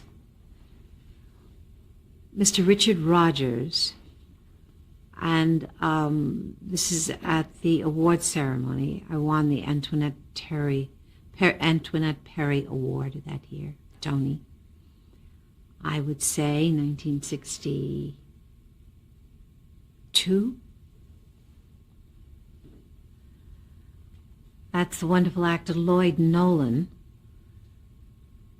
with me in Julia, the television series. We went on the air in 1968. This is 1968, the television series Julia, and my co-star, young Mr. Mark Coppage, approximately 5 or 6 years of age.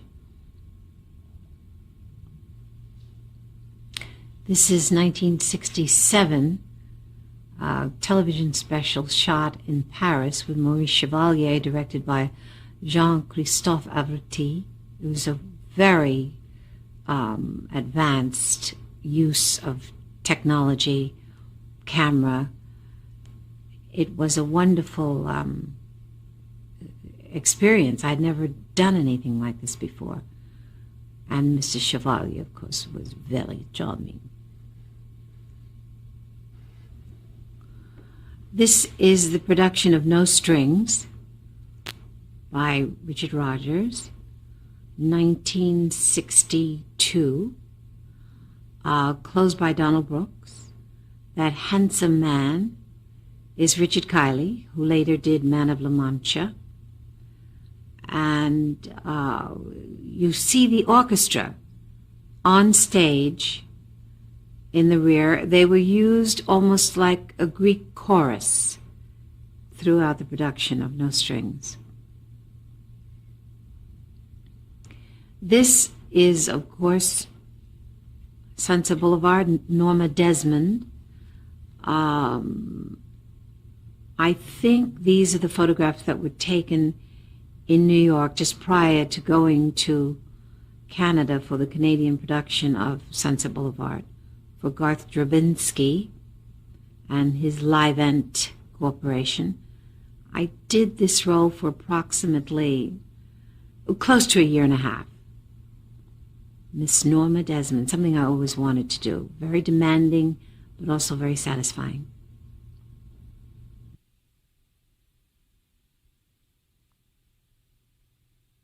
And give me a real good answer. What is the most memorable role of Diahann Carroll in your opinion? You have just watched Diahann Carroll interview, part 8 of 8.